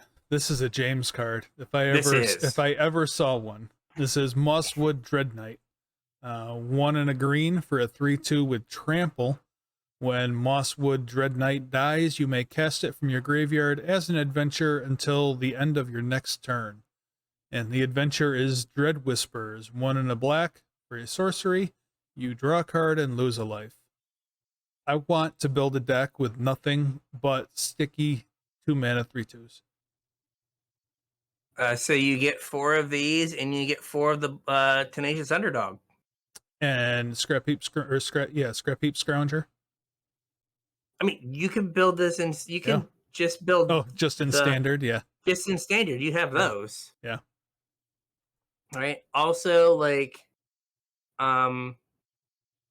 if there are the like 1-mana, like I cost a mana, but you have to sacrifice a creature, or I cost 5 mana to like kill a thing. Right. Right. Like you can like your turn 3 could just be like attack with my Dread Knight, sack it, kill your thing, pay 2, draw a card. Right. Put him back on an adventure. That seems fine. Like kill your permanent that really matters, and then get this back. It's kind of like super gutter bones, or just like a Tenacious Underdog that gets the block. And like you always get the mana to do it. Yep. Because like you get to untap, so it's like it's harder to lose him. Yeah, you're doing over a couple turns. Yeah, and you don't always have to bring it back. Like you can draw the card and just be like, all right, I'm gonna wait. Yeah. There was the black guy that had like Death Touch, and then had a very similar like 1 in a black or 2 in a black like adventure that was like lose a life, draw a card. Yeah, the Knight, Foulmire Knight. Foulmire Knight, I think. Yeah. Like it had Death Touch, but like being a 3/2, well, not Death Touch, still gets a lot of things. Well, and like it's a threat. I mean, a 2-mana 3/2 with, I don't know why it has trample, but a 2-mana 3/2 with trample like is a threat that has to be dealt with, or the game's not going to last a whole lot longer. I feel like the trample's there so you don't misplay it, like as the person with it, right? Like just turn me sideways and bash. Oh yeah, and like try to get in damage. Your hand. Yeah, like kind of like Brazen Borrower. I can't block creatures without flying. It's like because you're supposed to attack with your 3/1 flyer. Yeah, this is like you're supposed to attack with your 2-mana 3/2. Yeah, just get in what damage you can and then buy it back. It doesn't matter. Yeah. So yeah, I think that I feel like you could do stuff with it. Like it seems like not that we have I was gonna say not that we have Deadly Dispute right now, or like Village Rites or something. Like, there's just like enough stuff. Yeah. So it's very, very Jamesy. Yep. Here's another one I'm excited about if we're gonna like play adventures. Questing Druid. So 1 in a green for a 1/1. Whenever you cast a spell that's white, blue, black, or red. Not green. Not green. Put a +1/+1 counter on Questing Druid. So This is Quarian Dryad. Mm-hmm. It's a Quarian Dryad, right? Yeah. Exactly. Same exact card. Vintage All-Star 15 years ago. But like it's the exact same card. You're paying no tax for this card having an adventure. Right. And then it has an adventure, Seek the Beast. 1 in the red, instant adventure. Exile the top 2 cards of your library until your next end step. You may play those cards. Though we had talked about it before, and we were trying to figure out if it has the same text as Ren's Resolve. Yeah. And it doesn't, because Ren's Resolve says until the end of your next turn. So, like, if you cast this on your main phase, you have to spend the cards that turn. Yep.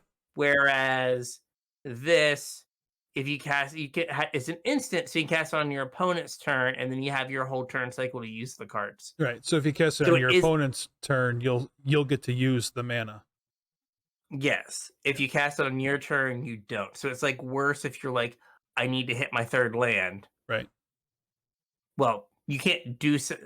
You know what I mean? Like on turn 3, you can't be like, oh, I didn't draw my 3rd land. You have to like think ahead and like, okay, I have to use it on my opponent's turn. This card, if you can use both cards as a 2 mana, it's 4 mana for a 3-for-1. Mm-hmm. It's a 1/1 that draws you 2 cards. Yes. For 2 red-green. Like and if you can do it all in one shot, like depending on what your library looks like, it's a 2 mana 3/3 that drew you. Yeah. Or I guess a 4 mana 3/3 that drew you 2 cards. Yeah, like you could like, instant speed it, and then on your turn, like even if it's just like play questing druid, play a land, and then like play the blow off steam, the 1 mana deal 1. Yep. Right now it's a 2/2, so it's a 2/2 that drew you 2 cards. Yep. That's really good. Mm-hmm. See the Muldrifter conversation a little while ago. We've talked about this before, but they put a lot of pretty powerful, and we're going to see another one here in a second, pretty powerful 2 mana adventures. That it just feels like if you're playing adventures, you're just never going to have something. You're never going to like not use your mana on 2. Yeah. Especially if you go back again to like older formats. Because like Brazen Borrower and Bone Crusher Giant and Questing Druid and next card, Scalding Viper. So 1 in the red, whenever an opponent casts a spell with mana value 3 or less, Scalding Viper deals 1 damage to that player, and it's a 2/1. So it's kind of a tamed, one-sided Eidolon of the Great Revel. Yep. But then it has Theme Clean for 1 in the blue for a sorcery. Return target non-land permanent to its owner's hand. So did your opponent play something scary on their 2nd turn? Just put it back in their hand. Yep. Did they play like boop? So this is another. Now it's a sorcery, so not quite as good, but you have a bunch of these like 2 mana. Like you're always gonna have something to do on 2 cards, and like I don't know, 2 mana 1/2, it's fine. Not super exciting. Well, I mean the ability's good though. Yeah, the ability's good. Yeah.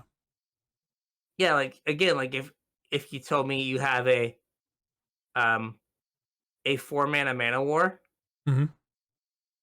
that then just hung around and pinged for a bit, you'd be pretty like it's not super standard playable, but being able to do it on the installment plan makes it pretty good. Yeah, like I think this card is like very playable. And also we've talked about before like tempo and like bouncing a creature if you're like, they get to replay it, so you haven't really dealt with it the whole time. Yeah. But like it replaces itself with a non-embarrassing creature. So like you're not really down a card. Yeah. Because it, the Steam Clean draws you a 2/1. Yep. All right, we have one more multicolored card. All right. And it is the Goose Mother. Honk. Honk. X green blue for a 2/2 bird Hydra with flying. The Goose Mother enters a battlefield with X +1/+1 counters on it. When the Goose Mother enters a battlefield, create half X food tokens rounded up. Whenever the Goose Mother attacks, you may sacrifice a food. If you do, draw a card. I mean, there's like an obvious Hydroid Crisis parallel here. It is. It's like kind of fixed Hydroid Crisis. Yeah. I mean, they've turned a lot of knobs. They have. Again, Priestley will discuss this card, and one thing that Patrick Sullivan pointed out was Hydroid Crisis, you didn't care. You just like turned all your mana sideways. Yeah, it was and a nothing bad would ever happen to you. Yeah. Right? Here, right, you turn, maybe you're not going to turn all your mana sideways because you need to sack the food to get some mana to stabilize. Yeah. Right? It can get countered, and now you're in a bad way. Yeah. Right? You want it to live, so maybe you don't use all your mana so you can hold up a protection spell. Mm-hmm. Right? There's a lot more play with this card than there was with Hydroid Crisis. It's also less expensive, though. Is it? Wasn't Hydroid Crisis XX? It may have been. I don't remember. Or no, maybe it was just X and it was half-half. It was half-half. It was X. Yeah, okay. But this starts out as a 2/2. Yeah. Where Hydroid Crisis started out as a 0/0. Yeah, it is kind of fixed in a way. Yeah. But like there ends up being more play with it. Like you can do more with it. Also, like you have to remember the foods don't have to come from the Goose Mother. Right. No, they can come from anything. But you could play this on 2 and then play a thing that makes a food on 3 Swing and then draw a card. Yeah, you could like Mother Goose into Tough Cookie. And then Cookie. Sack the cookie, sack the food. Yeah. Tough Cookie gets to live. But you could sack the food Tough Cookie makes. Yeah. And get a card. Right? Whereas, so you like don't think of it as like I gotta get the food from Goose Mother. Like you can get the foods from anywhere. Right. And then just let her honk it up. Yeah. But yeah, it's like, but in constructed, like it's not Hydroid Crisis because Hydroid Crisis paid you immediately and nothing bad could happen. Yeah. Right. So like, is it me or does the art look like a bunch of like shadow puppets? Like all of the goose heads? I gotta see that. Like all of the necks look like arms for some reason. Yeah, or if you were to tell me that it was like just a bunch of geese, like just lined up behind each other, I'd believe that too. Because like some of the heads don't look like they're actually attached to the Goose Mother. The necks are just floating out there. Yeah, it's like the ones on the far left. Like, how are they attached? Yeah. How long are their necks? Too long. Too long. Also, like golden goose. You let golden goose into this, and then making food drawing cards. It is enters with half X rounded up. So if it's 1, you still get a food. So if you play it as like a 3/3, you still get a food. Yep. All right, moving on from multicolor to artifact. We have Agatha's Soul Cauldron, 2 mana, legendary artifact. You may spend mana or mana of any color to activate abilities of creatures you control. Creatures you control with +1/+1 counters on them have all activated abilities of all creature cards exiled with Agatha's Soul Cauldron. And you can tap it and exile target card from a graveyard. When a creature card is exiled this way, put a +1/+1 on target creature you control. So Agatha's Soul Cauldron, like, just the +1/+1 counter that it gives can just be good enough. Mm-hmm. Like eat a creature, make a +1/+1 counter. Yep. And then you get just random other Turns every creature in your deck into a necrotic ooze. Yeah. Like eventually. Again, Saffron Olive had cookie aggro with this card in it. So if someone killed his Ginger Brute, then now all you sack your Ginger Brute and everything you have that has a counter can get haste. Yep. And then not be able to be blocked by creatures without haste. Yep. So like that's good. It's also like just graveyard hate. Right. It's like an extra mana for like a relic. Yep. But like you just eat your opponent's creatures because it doesn't have to be yours. So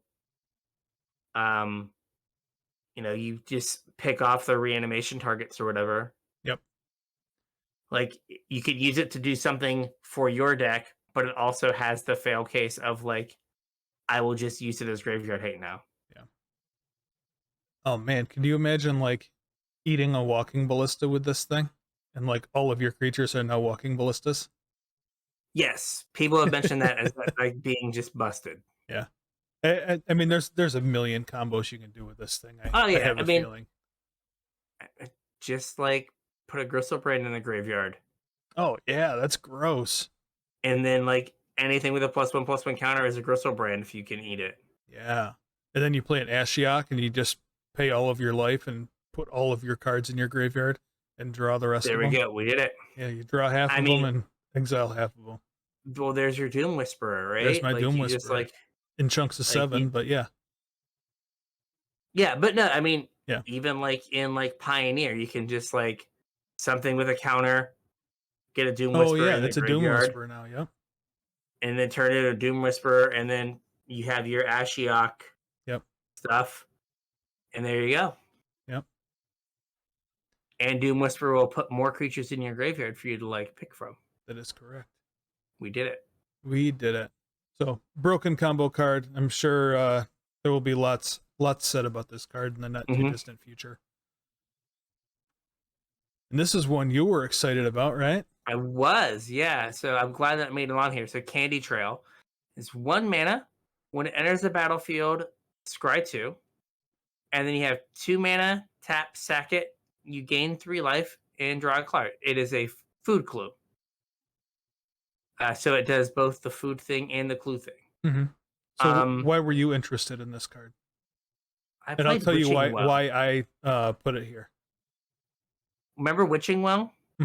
Like I unironically played Witching Well in some like bad Pioneer combo decks. Yep. This is a Witching Well that goes in any color deck now. Yep. Right? Like you don't have to be blue. It draws 1 less card, but it does it for half the mana. And it gains you life to like keep you from dying.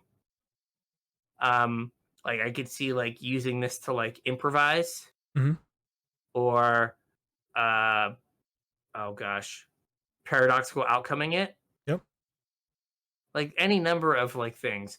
And being a 0, like any like artifacts cost 1 less to cast. Yeah. Make it 0 as opposed to Witching Well, you can't do that. So those are all the things I liked about it. So the reason I put it on here was because I'm pretty certain that the fact that it's a food clue also gives it the ability to pay 2 and tap it and sacrifice it to draw a card, and to pay 2 and tap it and sacrifice it to gain 3 life.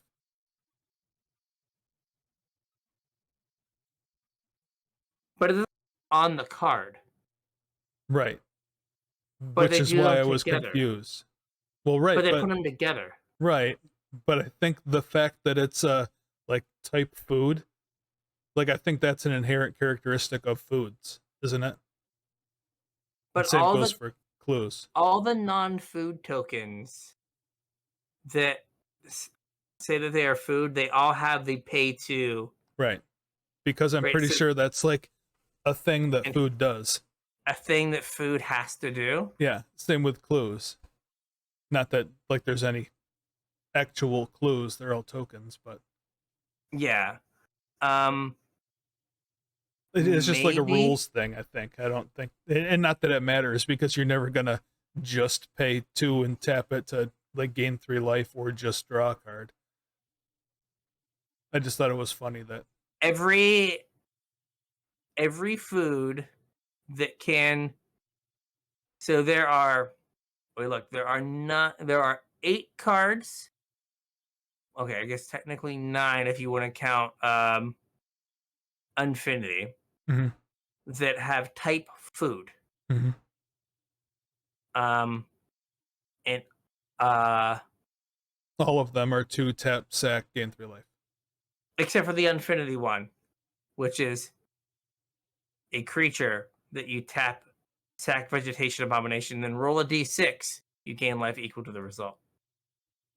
But everyone in like real Magic has some variation of 2 tap, gain 2 life on it. Yeah. 3 Bowls of Porridge is the one that doesn't. Like, well, maybe that should as well. Well, it has 2 tap, choose one that hasn't been chosen. And the last one is you gain 3 life. But the other ones do something else. But it still has that, that variation on it. Yeah, so I don't know, like, if you could just be like, it's a clue, I'm gonna pay 2 tap and sack to draw a card. I don't need your life. Yeah, like I said, I don't think it matters, but I thought that was like a property of Foods? the subtype or whatever it is. Yeah. I was like, wow, this is a kind of a better witching well for like bad combos. Yeah, I went in a different direction there. We'll have to read the release notes when they come out. All right. Now we have Ariette's Tempting Apple. I don't know if I pronounced that right. It's 4 mana for a legendary food. When this enters the battlefield, gain control of target creature until end of turn. Untap that creature, it gains haste. You can pay 2 and sacrifice it to gain 3 life, and you can pay 2 and sacrifice it to make an opponent lose 3 life. So this is a food, and it has 2 tap, sack, gain 3 life.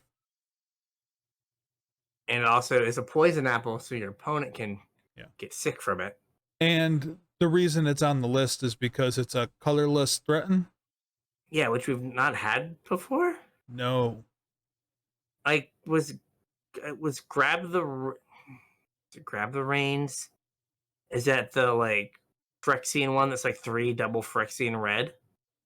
There was a red one that was Phyrexian. Yes. Yeah, I think it was grab the reins. So yeah, I mean, I guess as far as deck building is concerned, oh no, it's not Phyrexian red. Grab the reins is just 3 in a red. There was one that's like 3 Phyrexian red, Phyrexian red. That's what I thought. And yeah, I mean, if for like deck building purposes, I guess that's colorless the same way that Dismember is, but this is like actual colorless, and it's the first time we've had that, I think. So yeah, not that it's an effect that I think green or blue is ever going to, or green or white is ever going to necessarily need. Now they have access to it. It's weird though, like that they have a colorless threaten. Mm-hmm. I guess black could make you. Black doesn't get threatens either, and at least then you're already in the sacrifice color. Active aggression. That's that's the one. Yes. Active aggression. Yeah, it is weird that they're like, yeah, here's just a colorless thing. Enjoy. Yeah. This is one that you were talking about in the pre-show, right? Yeah, Sir Ginger the Mealender. 2 mana for a 3/1 legendary artifact creature food knight. Sir Ginger the Mealender has trample, hexproof, and haste as long as an opponent controls a planeswalker. She's getting in if you have a planeswalker. And then whenever another artifact you control is put into a graveyard from the battlefield, put a +1/+1 counter on Sir Ginger and scry 1. Since it's a food, pay 2, tap, sack. Yep. You gain life equal to its power. Oh, I wonder if you can also pay 2 tap sack, gain 3 life. I do not know. We'll have to see. So one, just like a colorless 3/2 or 3/1 is pretty decent. Yep. And then like the fact that it has like the upside of if your opponent, you know, it can snipe a is like, planeswalker.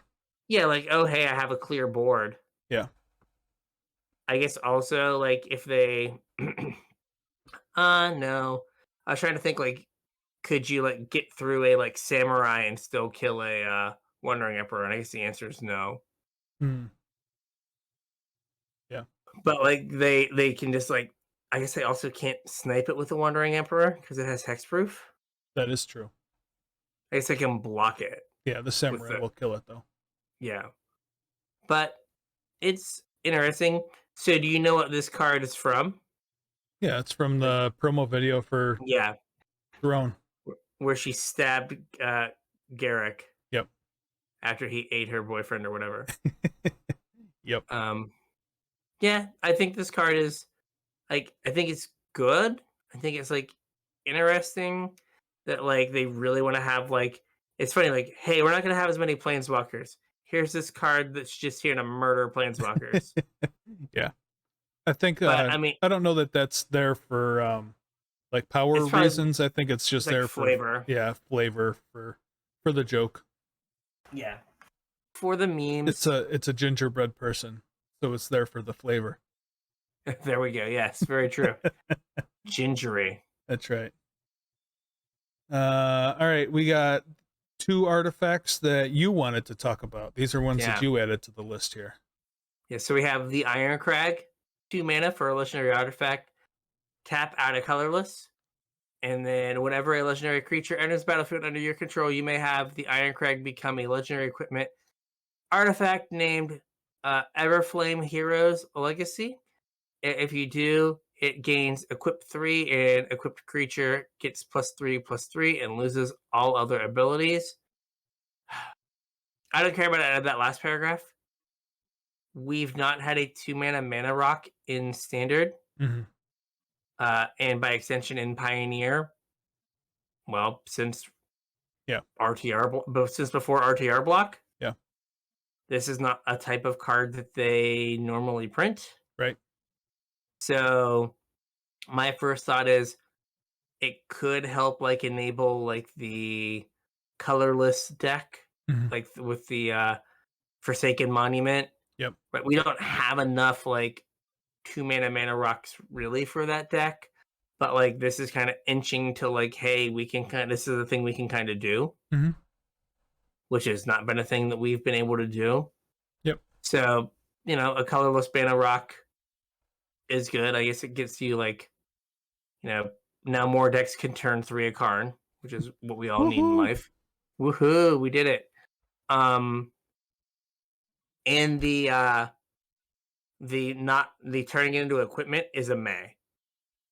So like if you play the legendary creature, you don't and you still want to have the mana rock, you don't have to turn it into the equipment. Right. But the equipment isn't particularly good.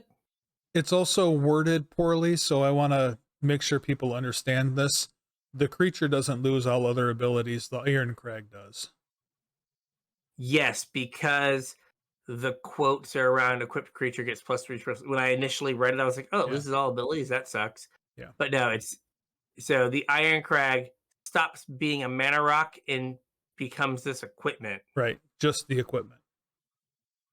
So this is a time where we've printed a bajillion double face cards where you just this should have been a double face card. Yeah, you just one off like when a legendary creature enters the battlefield under your control, you may transform the Iron Crag. Yeah.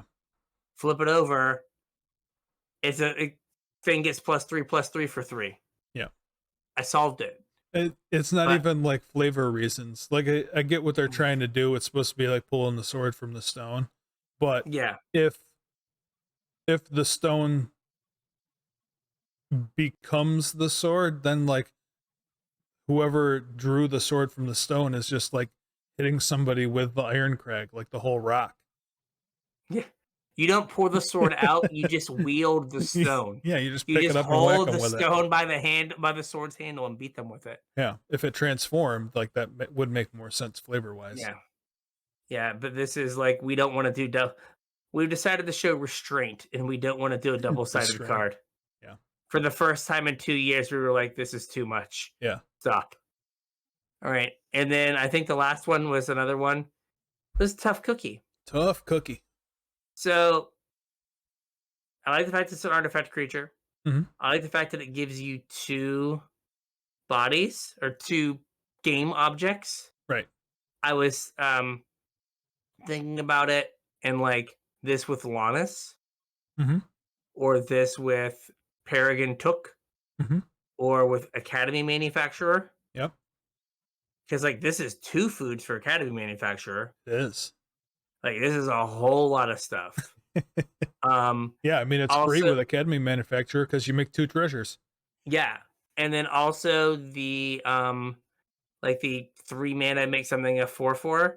Mm-hmm. Like it's not great, but like it's better than not having it, kind of deal. Yeah, it's something to do with your mana. It's something to do with your mana, right? The next, like the curve of this on turn 2, turn 3, turn your food into a 4/4 and bash is not like embarrassing. Yep. So yeah, just like all in all, and also just like solid name, good job. I like the fact that it's a food and you can sacrifice it to gain 3 life. Yes, I know. Yeah.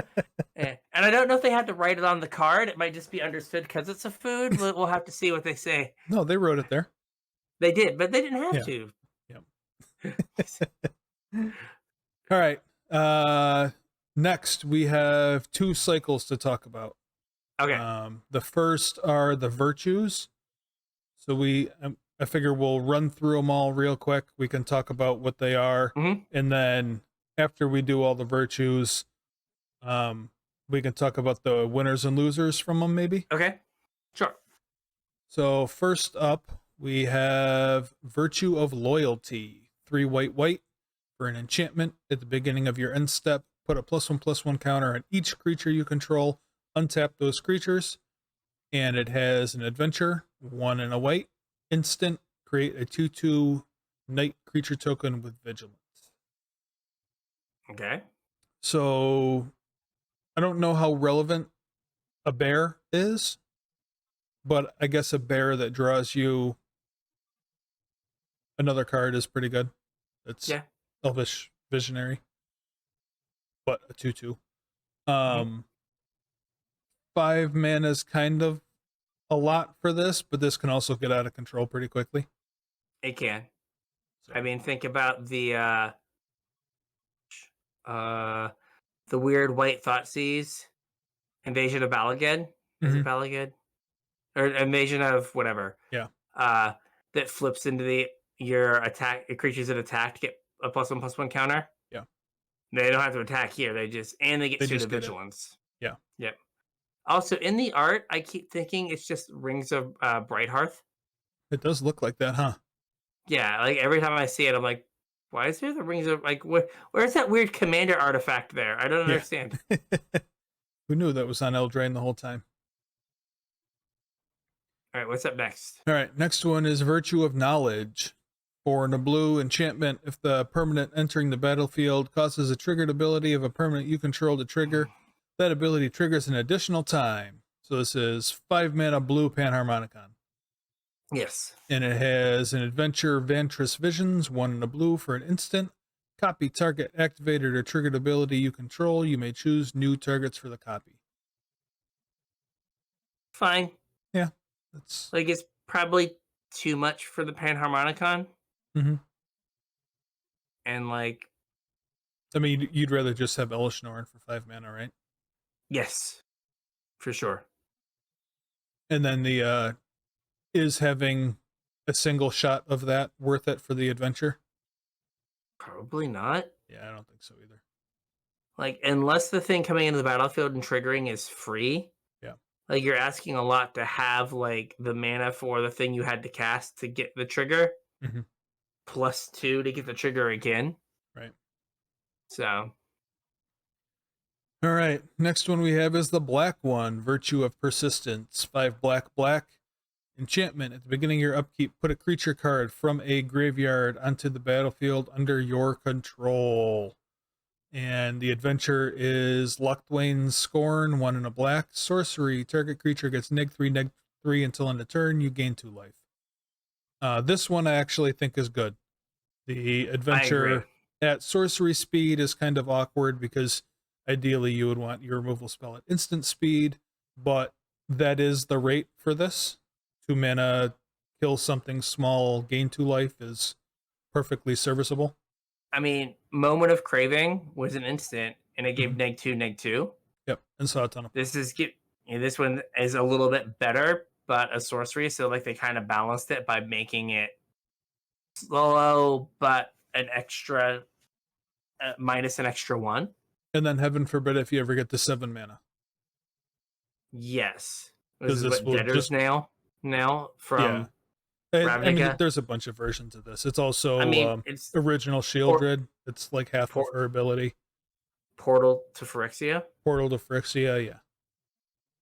Yeah, this is one of those effects that, like, if you get it down, you win. Yeah. More than likely. Yep. The next one is the red one, Virtue of Courage. 3 red, red. Whenever a source you control deals non-combat damage to opponent, you may exile that many cards from the top of your library. You may play those this turn. And the enchantment is Embereth Blaze, 1 and a red for an instant, 2 damage to any target. I mean, Stomp's really good. It is. And then also it turns all your stomps into Ren's Resolves. Yeah, kind of. Yeah, kind of. Lets you chain your burn spells together, though. Mm-hmm. No, I think that this is, like, you could play this for the adventure only, and, like, resolve Virtue of Courage, like, once every 3 games and be pretty happy. Yep, I agree. And then we have the green one, Virtue of Strength. 5 green, green. If you tap a basic land for mana, it produces 3 times that much mana instead. And the adventure is Garenbrig Growth. It's a sorcery. Return target land card from your graveyard to your hand. Creature or land. Oh, creature or land. Okay. Yeah. You know, I've often wanted to do nothing on turn 7 and then have 21 mana on turn 8. Yeah. That's winning 60 card Magic if I've ever seen it. Yeah. So I think the loser we're looking at, I think Virtue of Strength is probably the least impactful in 60 card formats. Yeah, probably. Just for that, like, right, you could cast Titan of Industry, or you can cast this. Or I think Titan of Industry is 7. Yeah, what was the one from Innistrad? The Storm, something the Storm the Festival? Card. Yeah, Storm the Festival. Yeah, Storm the Festival is like 6. Yeah. Or something. Yeah. But yeah, like you could do that and like build board presence, or you could do nothing. Right. But you kind of regrowth the something. Yeah, I mean, this doesn't, like, the black one was 7 mana win the game. This is kind of, yes, not 7 mana win the game. Right. And it's very like you ramped into don't affect the board in hopes of getting to really ramp the next turn. Yeah. A super big goose monster. And it's basic lands. Right. So it's like really encouraging you to like be monocolored or like a splash that is done with like basics to get to kind of the full effect. Yeah, I have my doubts. And then yeah, I think the black one's the winner. Yep. Right, with Virtue of Persistence, because the adventure is fine, and the 7 mana thing there, like, in theory, if you cast the adventure, you've already put a thing in the graveyard for you to get back. Yeah. Right. It kind of does everything in one card. You're at least going to get one thing back from it. So like it's kind of a 3-for-1. Mm-hmm. If you do 7 mana, survive to your next upkeep. Right. And you're black, you've killed a bunch of stuff. So yeah, like because the adventure is cheap and useful, like I think the green one would be fine if like I don't know, I felt like the adventure was more impactful. Yeah, it just doesn't do anything. Yeah, really. but like neither side of the card really does anything. Yeah. Right. And then if I had to put them in order, I'd probably say persistence and then loyalty and courage are kind of the same. Like yeah, I think that loyalty might be better because a 2-mana 2/2 is still fine in 2023. And like the other the enchantment side is like play some creatures in your white deck. Right, you're doing that anyway. Will do, boss. And then the red one is like, hey, it's a fine removal spell. Like you said, Stomp killed a lot more things than we thought it was going to. But then like it's like now like be playing like a burn deck. Right? Like that's not how like standard decks are typically constructed. Right. So like I don't know. Well, it's almost like you're pre-sideboarded for your control matchup though. Yeah. Fair, like you it's stick your it experimental like, frenzy or whatever. But you also have this like weird thing where like you're like as you spend mana to cast the spells to burn your opponent, now you're going low on mana to play the spells that you're going to get off of it. Yeah. Yeah. And then like I think the blue one's also pretty bad. Yeah, me too. Right, like you could like talk me into like the blue one doing something. I don't think you can talk me into the green one doing anything. At least not in 60 card Magic. No. All right, so and then moving on from the virtues, we have one more cycle to talk about, and that's the man lands. Yes. How do you want to do this? You want to go through each one, or we can just go through each one? Like they are for the most part simple, which is nice. Yep. So we have Restless Bivouac. So it enters tapped. It's taps for red or white, and it has 1 red white, becomes a 2/2 ox until the end of turn. It's still a land, and when it attacks, you put a +1/+1 counter on it. On target creature you control. Yeah. Probably it. Yeah. I won a lot of games with Raging Ravine. I was gonna say it's kind of Raging Ravine. It doesn't have trample, but like it's cheaper to activate. Like this one just feels fine. Yep. Like it feels good, right? Yeah, no, I like this one. Let's see here. It's also I don't know if you know this or not. We now have 2 bivouacs in Magic. We do. Yeah, Frontier Bivouac. Frontier Bivouac. Yeah. Yes. Bivouacs are like a specific type of tent. Oh, is that what it is? One day. I didn't know it that. refers to the tents. All right. So I looked it up because I was like, what is a bivouac? Tent ox. Yes. And so comparing it to like Needle Spires, the other creature land that is available in red, white, and like Pioneer. Oh yeah. This costs 1 less to activate. And Needle Spires has double strike, but like is a 2/1. Right. Like I feel like I'd rather have a 2/2 that can become a 3/3. And then like a 4/4. Well, it's a 2/2 that attacks as a 3/3. As a 3/3, yeah. Yeah. As opposed to a 2/1 that has double strike. Yeah. Right. They both trade for a 3/3. But your Restless Bivouac costs you 1 less mana to activate. Right. And like you could maybe sneak it in a turn earlier and get that first counter before they had like a good block. Yep. So, all right, next up. Restless Cottage. This is green-black, and it's 2 black-green to activate. It becomes a 4/4 black and green horror until end of turn, and whenever it attacks, make a food and exile a card from a graveyard. This card is very good. Oh, what is he called? The black one that exiles has menace and exiles. The Beholder, Lair of the Yeah, Beholder. Yeah. Whatever the one that like the red black decks play. Yeah. Yeah, like that exiling cards matters. Mm-hmm. That This had is menace. bigger.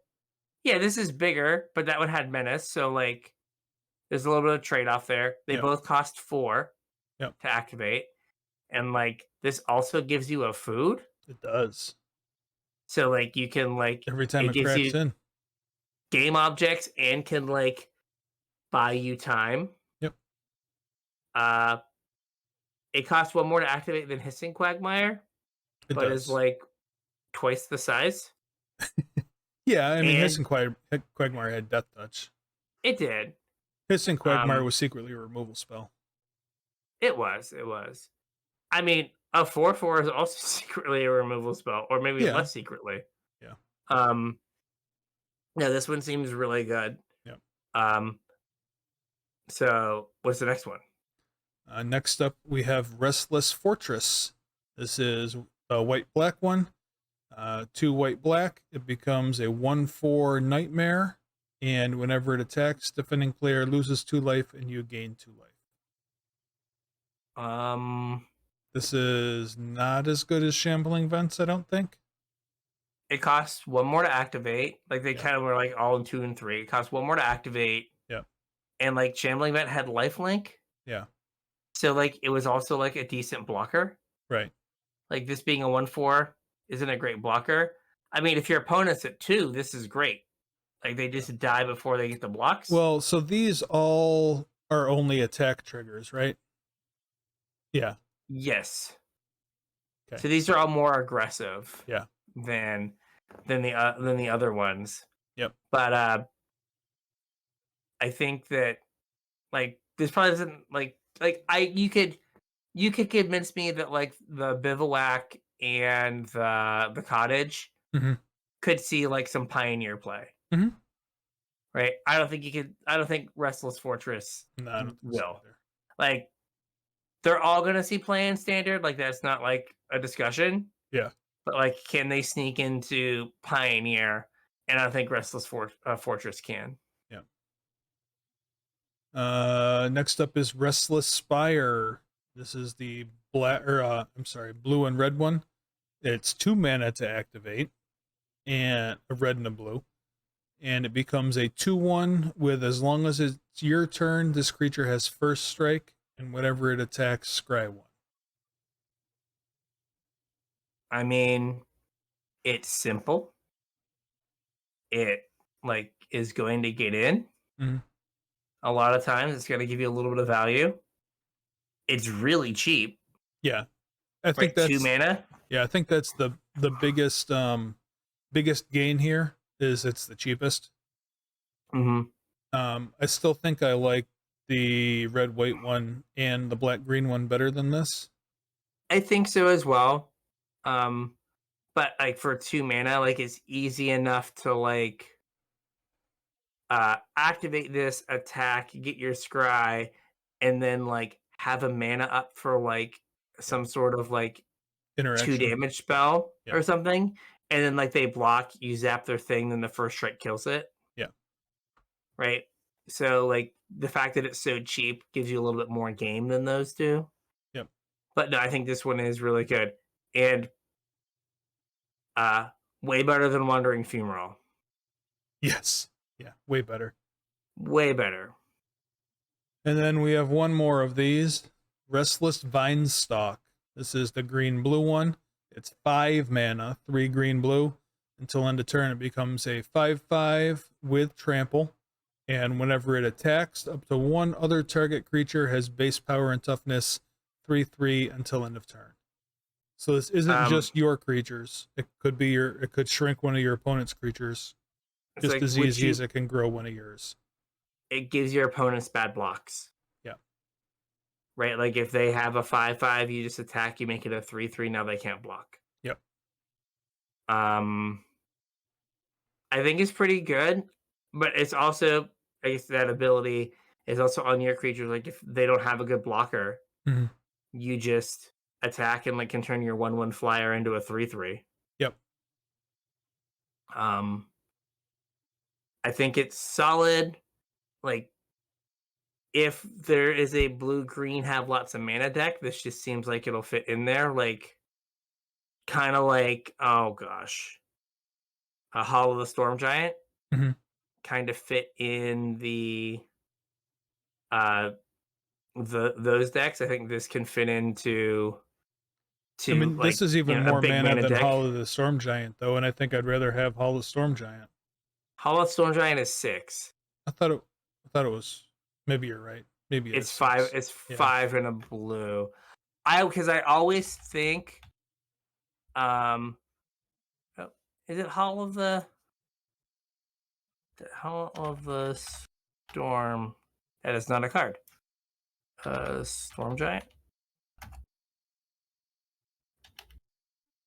Hall of Storm Giants. There's no that apparently. Okay. It's 5 in a blue. Okay, so it's because I always think it's 7. Yeah. And I have to look and it's like, no, it's 6. Like, it's better than Lumbering Falls, which was 4 to make a 3/3 hexproof. Yep.